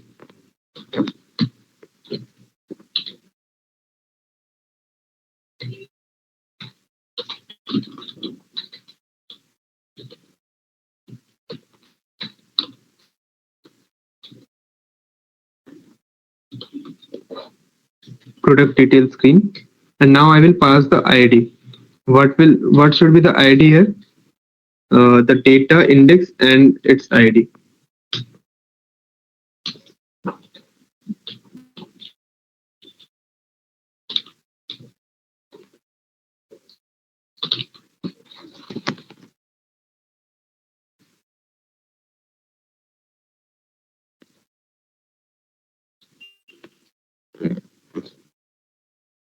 So now if I click on a card, now it is getting giving me error because it's saying so that type int is not a subtype of type string. What it means that we are passing an integer, but we are accepting string. So type int, this value, it is of type int. It is not a subtype of type string. If uh, why it is saying subtype, because suppose example I have a class here, sample class. It is accepting sample. It is accepting. Suppose I also have abstract class here,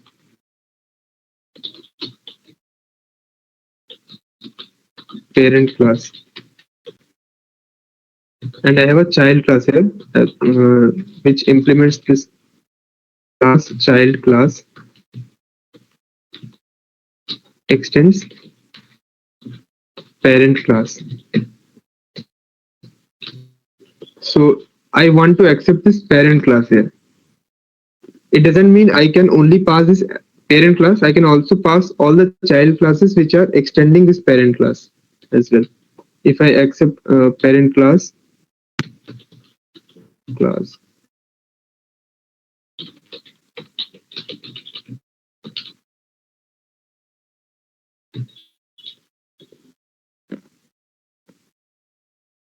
okay, I can't use class as a variable name here. So because it's a keyword, so I've used parent class. If when I want to create, let me create a function here.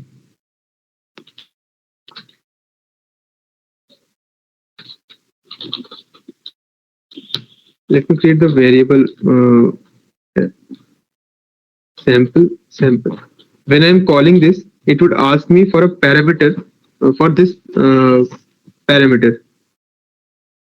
So I can pass here an object of parent class here, like this. Because it's an abstract, it won't let me remove this abstract for now. We can pass this parent class as well, or we can pass the child class as well, because it is extending the parent class. So because child class is extending parent class, child class is a subtype of parent class. So that is what it is mentioning. We can pass the subtype, but integer is not a subtype of string. So this was just example of subtype, passing subtype as an argument.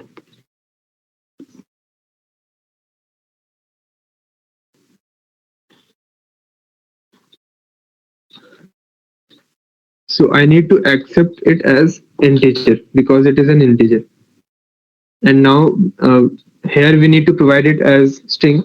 So I will just call toString after this, and I will restart this. Now when I click on this card, okay. So because I haven't used scaffold for this class product screen, you can see we don't have any default theming. It's coming as black screen outside, those things. Not product screen, product detail screen. This one. We don't have any scaffold here. So let me wrap it with a scaffold. This scaffold is not needed when we have a single widget, but when we have a screen, we should use scaffold to provide the theming. I can fix these things by manually providing all the themes and everything, but let's make it easy by using scaffold. Now also product card is stretching to the like whatever extent it can. So let me provide a height of this card as 200. Also I need to use safe area. I'm just wrapping it with safe area and child.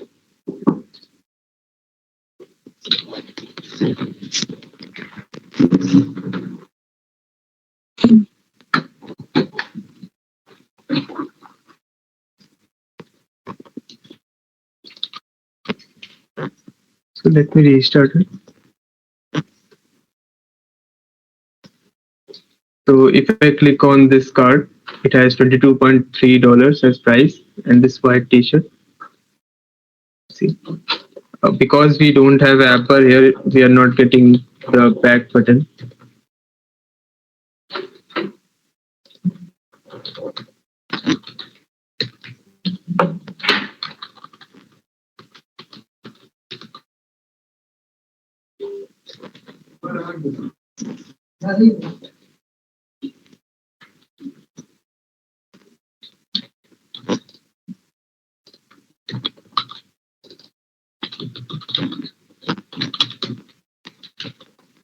Okay, so I have added the apper for both the screens. For this one, it is product screen, and for the next, it is detail screen.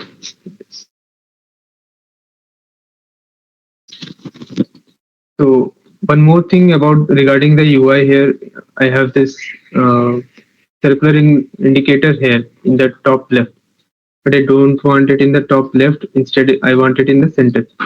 So I will just wrap it with center. And also because it is a column, this center will apply the its properties horizontally, but not vertically. For that, we need to provide, because the main axis is controlled by the column. So I will provide the main axis dot center. So now if I restart this, it is in center. Same for the for this indicator as well. We can do. So this is the most of it. I think we have more time, so we can also go to the state notifier provider also. Uh, Rajab, do you have any suggestions? We should go to state notifier provider, or with the async provider for now? Yes, we have enough time, I guess, to cover the topic. Okay, I mean, which one should we show? Should we show the both of them, or we prefer any of them? I guess we can show both. Okay, okay. So first, I will go with the state notifier provider. This is an extension.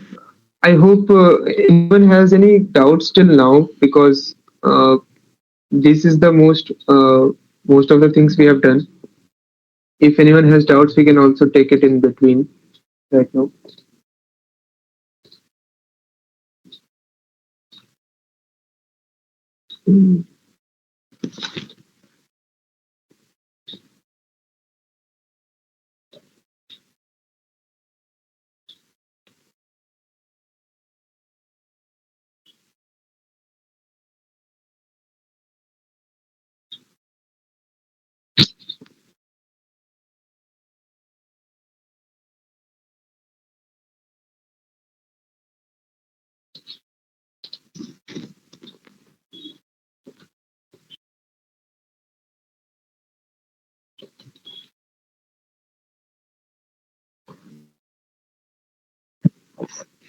Okay, so now let us proceed with the state notifier provider. It is an extension of the state provider.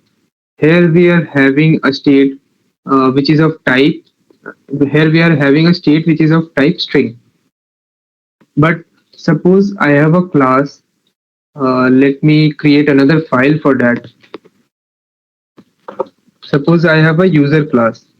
I have user.dart, where I'm creating a class and having some properties for user. I can have name, age, which will be integer. Then I will have, suppose, ID.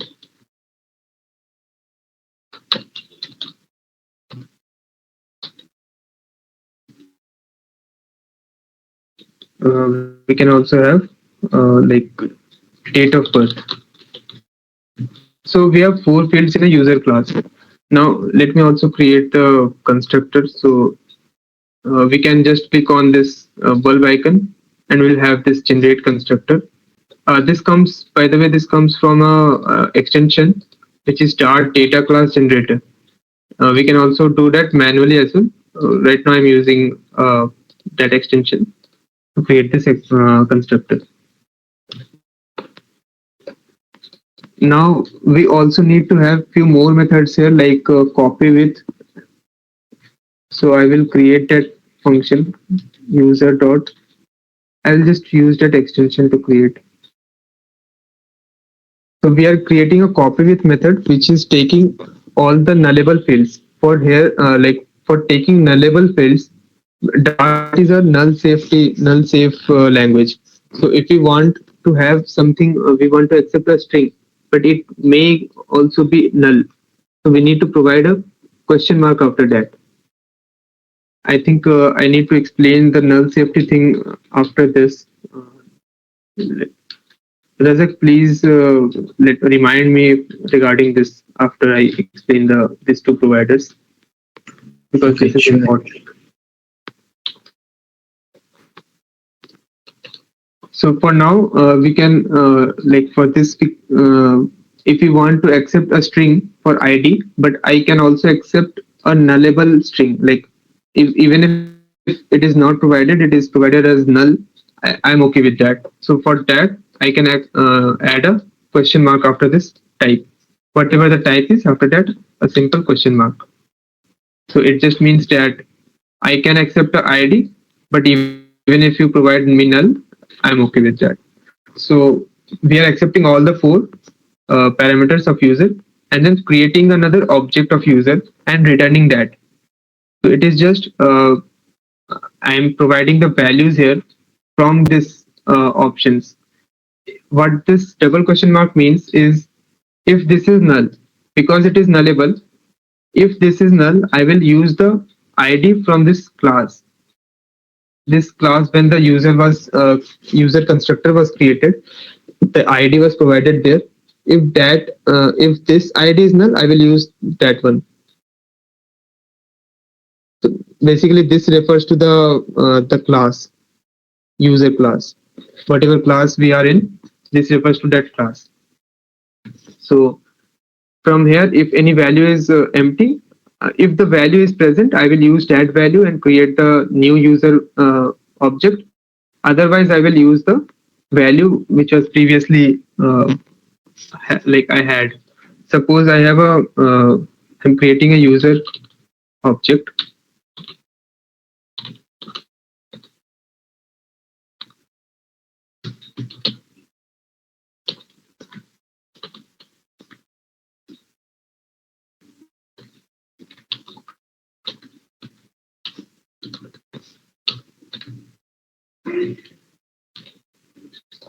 So I have a user object, and now I want to change the value of user this object.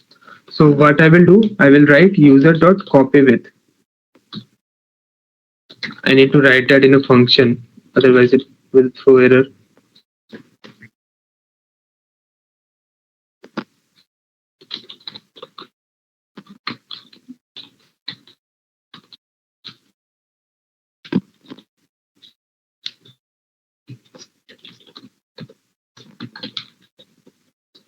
This will return a user object. As we can see here, it is returning a user object, new user object, which is created inside this copy with function. So I will get a new user here, and whatever value we provide here, suppose ID I want to change it to 2, or I want to change the age to 40. So the new user will have ID as 2, name same as it is, and then age is 40, age is updated, and again DOB as it is, because we haven't provided the value of that, so it used the previous values. So for the new user, the updated values will be ID 2, name as it is, age 40, and DOB as it is. So we created this user object. We can ignore this function now. We have this class with a constructor with 4 fields, with a constructor, and with a copy with method, which is used to change the values.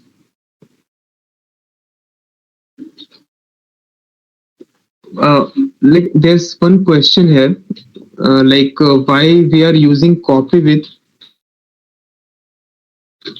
instead of directly updating the value. Why copy with? So we can also do user dot id equals to this thing. Other like it is final. That's why. Otherwise, we could have done user dot id equals to 2 directly and remove this final thing from here. But we are using new user and like creating using copy with because we want immutability. In This is helpful in for many various reasons. I can't go in detail for now because that will be a long discussion. But it's just for immutability. We can also mark the classes here. We prefer immutability everywhere in the mobile development. We can also mark this immutable before this class at immutable. It will just force us to make it immutable, make it final, like create final fields here. If we remove the final field here, it will give the error, and it will give the warning here that this class needs to be immutable, but this is not a final field. So that actually makes it immutable thing is makes it useful for memory management. I can't go in detail for time constraints, but it's just this. For this reason, we are using copy with.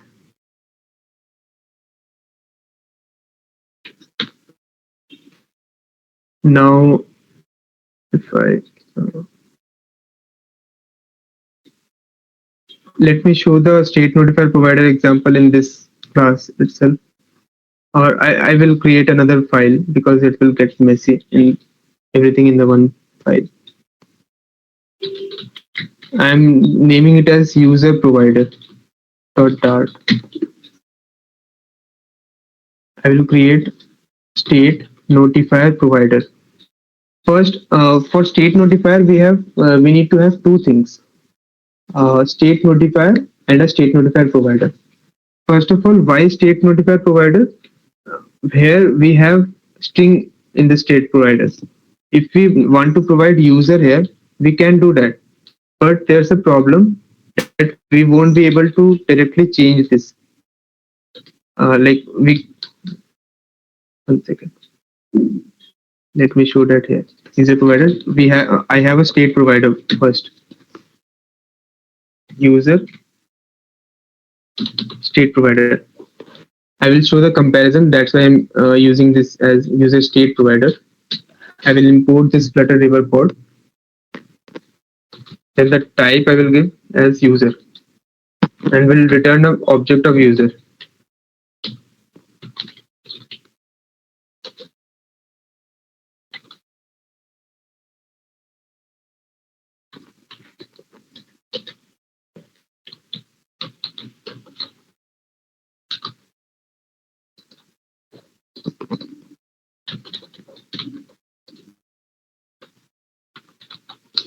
Now, if I want to change this, because why we use state provider to change the states from anywhere. Uh, Instead, we can otherwise we could have used provider. So suppose if I have a I will go to main.dart.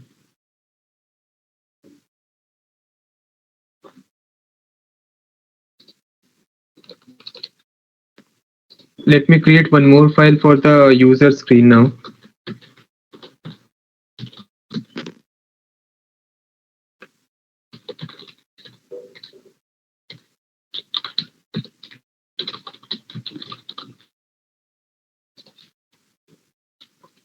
I've just created the boilerplate of this stateless widget user screen. Now I want to display. I will accept a user. I will not no not accept. I will read the provider from here. User user equals to.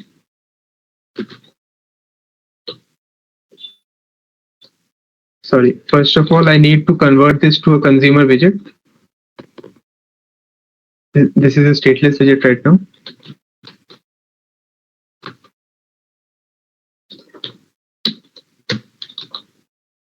Now after build context, I will accept the widget ref here.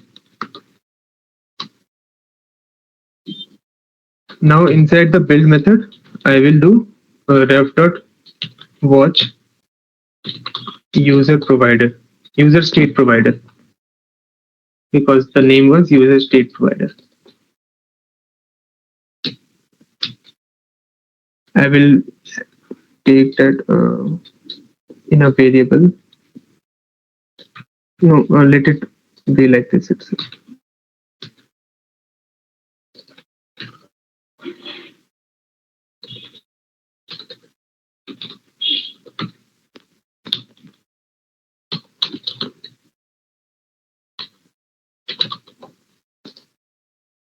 And in the main.dart, I will return the this user screen instead of product screen.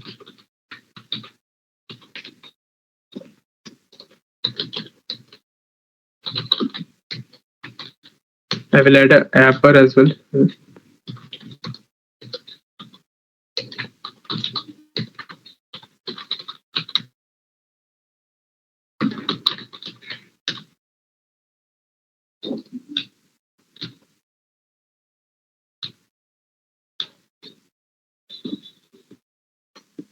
After this, I will add a button here to update the user.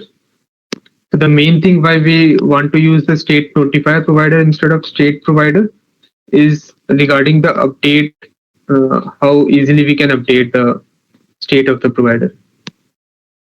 So here we have height as 50. Then we will add an elevated button.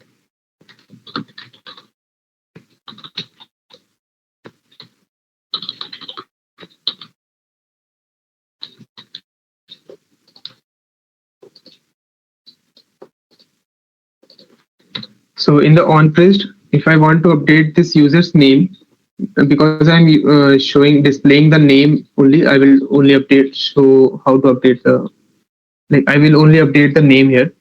So first I will access the provider using ref.watch or read anything. When we are displaying the value, we need to use watch if we want to listen to the state changes. When we are trying to update it, we can use ref.read or watch, it doesn't matter because we are not reading the value here. Whenever this on pressed is called, the latest value will get fetched here. I will add notifier here after the provider name. Then after this watch completes, I will add update function. Here in the callback, I am getting the state here, and I need to return another state, the updated state here. In the update function, you can see it is accepting a callback, which is whose type is function. In the parameter, I am getting the user, and also I need to return a user. The parameters user is the user, the old state, and the user here is the new state which I want to update to. So here I want to update the user as. So from here I will do state. The state is nothing but a user. To state dot copy with. I want to update the name, so I will do it like this. So when I click on update user, it will update this one. Let me increase the font size if it is not visible.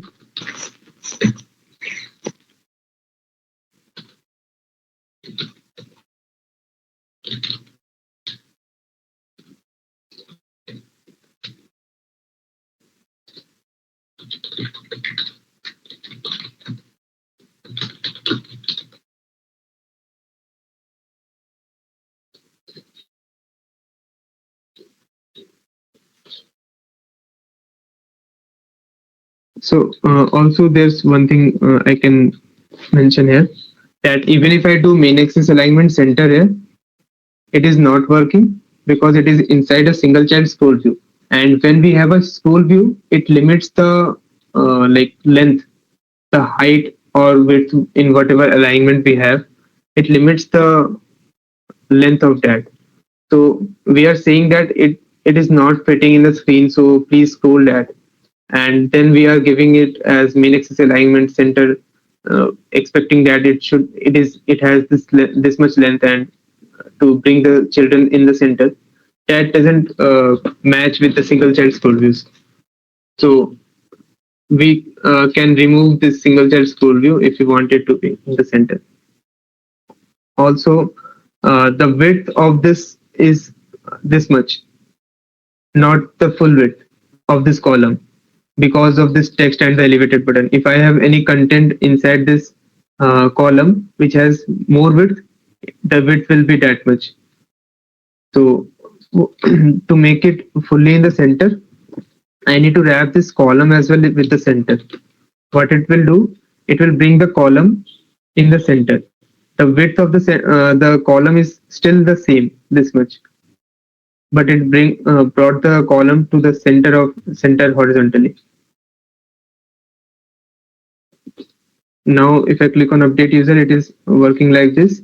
But suppose this user class is very complex. Like for now, we have only four fields and we have only one functionality to update this name. Or even if we have four other functionalities: update name, update ID, update age, and update DOP. That's not too much complex. But suppose this class is very large, like this has many parameters, another types inside this class, then that has another types. So that will be like very hard to update. Every time we need to write this whole update function and then write the implementation of that. So to make it reusable, we create state notifier provider. So suppose there's one more button using which I want to update this name.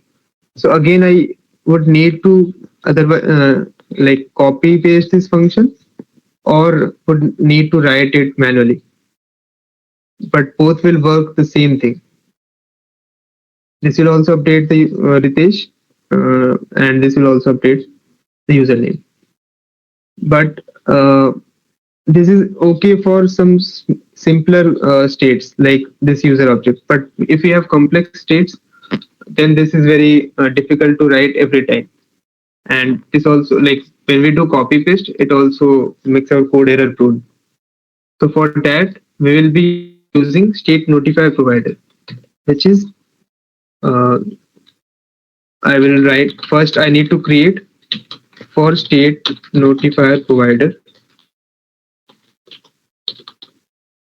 We need to have three things. First is the state class. Then we have the state notifier class. Then we have state notifier provider. So the state class is user class. This is our state. And then we need to create the state notifier for you for our state class.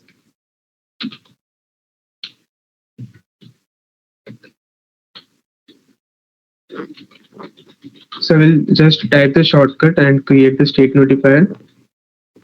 I will name it as user notifier, and in it will extend a state notifier here. So inside that, I need to provide the type. What is type? It is nothing but the state. So for our case, the state is user. So user notifier. This is the constructor of user notifier. It is expecting a default value here, super. Like it will send the initial value or the default value to the state notifier. So this syntax is nothing but like when the constructor is called, this will get run. Like after this constructor is called, this is the first thing it will get called. For the initialization process, we use this when we have some private variables or when we are providing some values to the super class or tag. So here we will provide the default value. It will only accept the user, what whatever the state is. So if you hover over this, it's not showing the suggestion here for some reason, but it will only accept the user. If I provide some string or something, it will give the error. So it is accepting the initial value. So if I let me copy this, but for the state provider, we were providing the initial value in the provider. Now we will be providing that in this notifier class, state notifier. And inside this notifier class, I can have those functions like update name.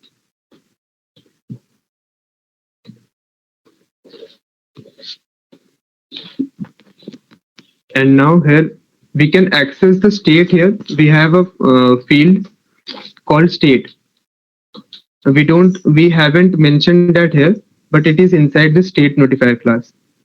As we can see, this dot state, this is inside this abstract class which we are extending, so we can also access the state in the child class.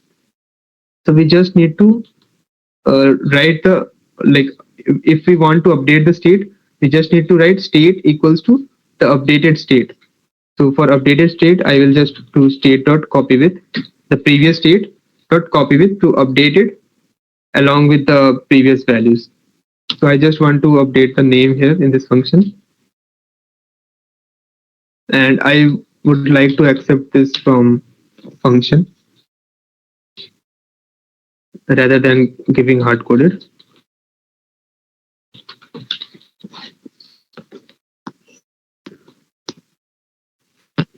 So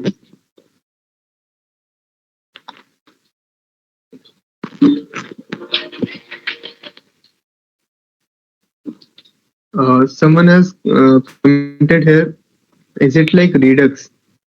Yes, we can say, because Redux is also a state management solution for React, and this is a state management solution for our Flutter. We also have Redux library for Flutter as well, but that's not commonly used with Flutter ecosystem. So the work is similar.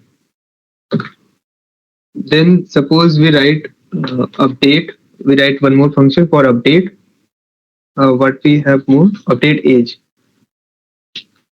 So we will accept the updated age what we want to change with, and we will update the age here.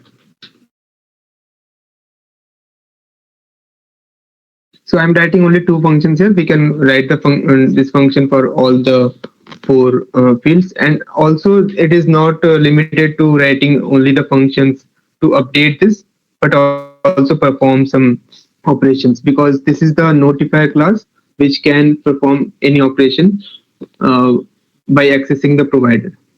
So for now, I'm only writing these two functions.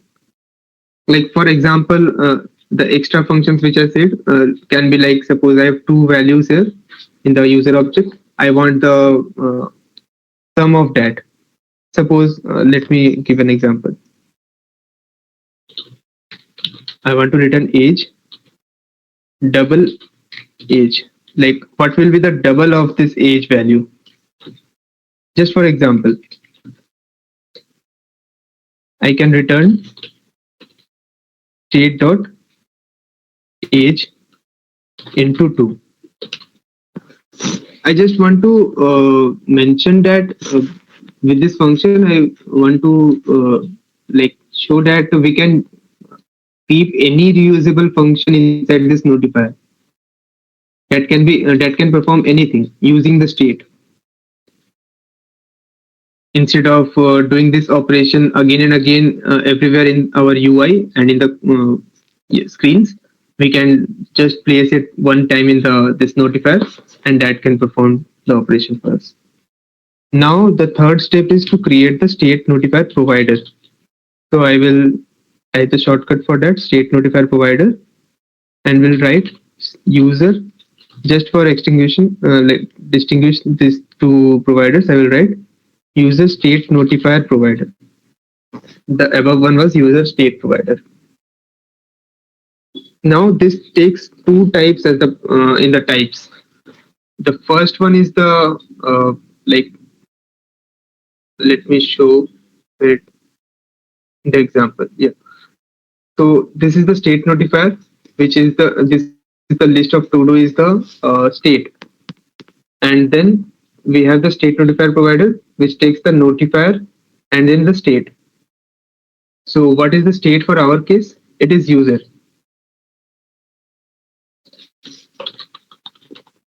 So, and what is the notifier for our case? It is user notifier. So we have user notifier and then user the state class, the notifier, state notifier and the state. Then we will just return the notifier class here, user notifier. Because this provider should return the notifier class, not the state class, which was happening for the case of user state provider.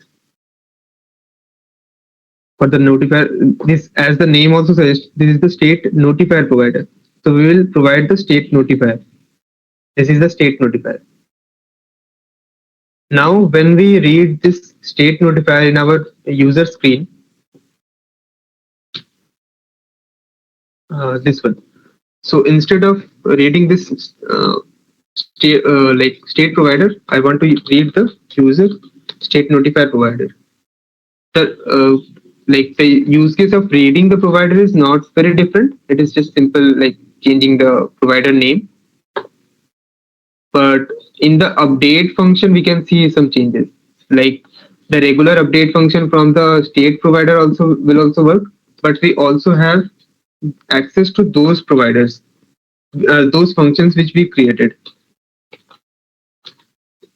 Sorry, it is the user state provider, so that's why it's not working. Let me change it to state notifier provider.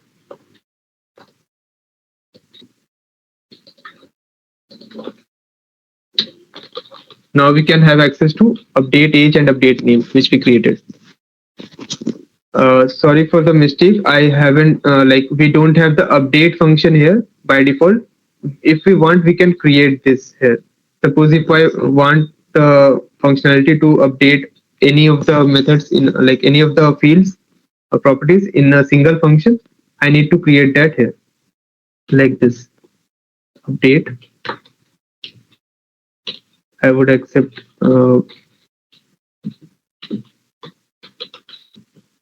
int id, string name, string age, and dub. So I can also keep it as nullable.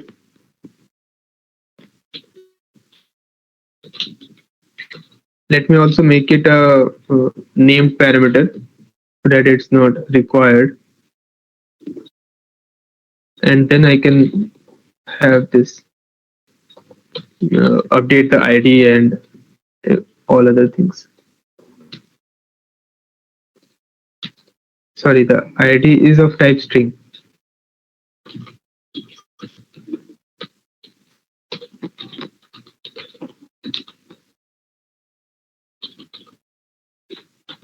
And the age is of type integer.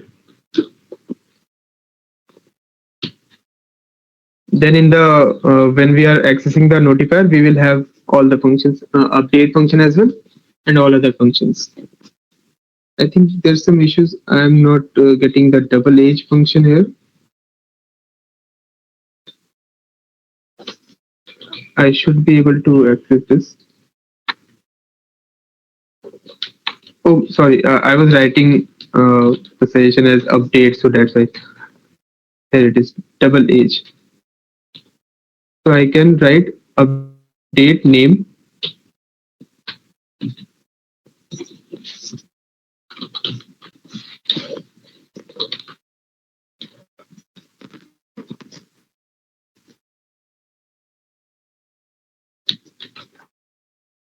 and here let's have an update age.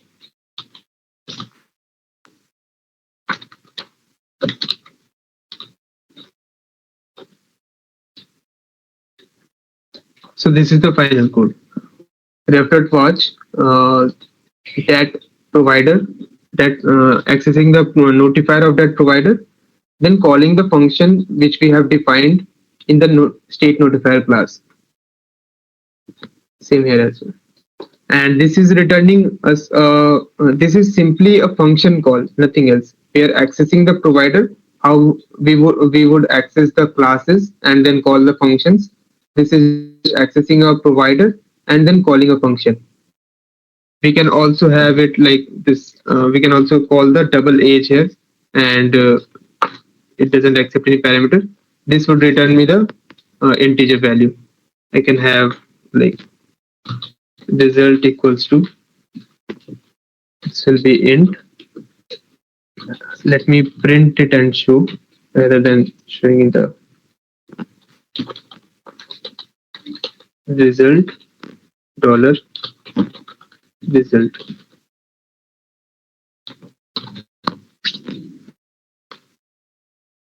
Let me restart this. Also, let us change the text here, update age.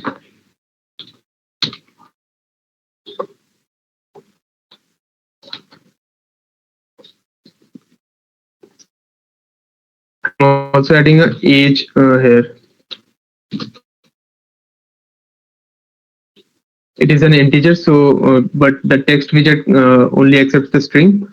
So we need to convert it to string. So now it is Rahul and 24. If I update user, it then it updates the name, and if I click on update user, it updates the age. And also we can see the result which I print use the print function and the double age function. It also returns the double of the age which we had. So also interesting thing here that we have first updated the age and then used the double age. So we are performing this double age operation on the updated age, not the previous age. So that's why it is double of the updated age 20, which is 40. So I think this is all about state notifier provider, and also the time is 9:14. So we can skip the async provider for today, which we will already will show see in the API class call, because we have already done the API call as well today till some extent. So we can skip that today. So now participants, we can take the questions. If anyone has any doubts, please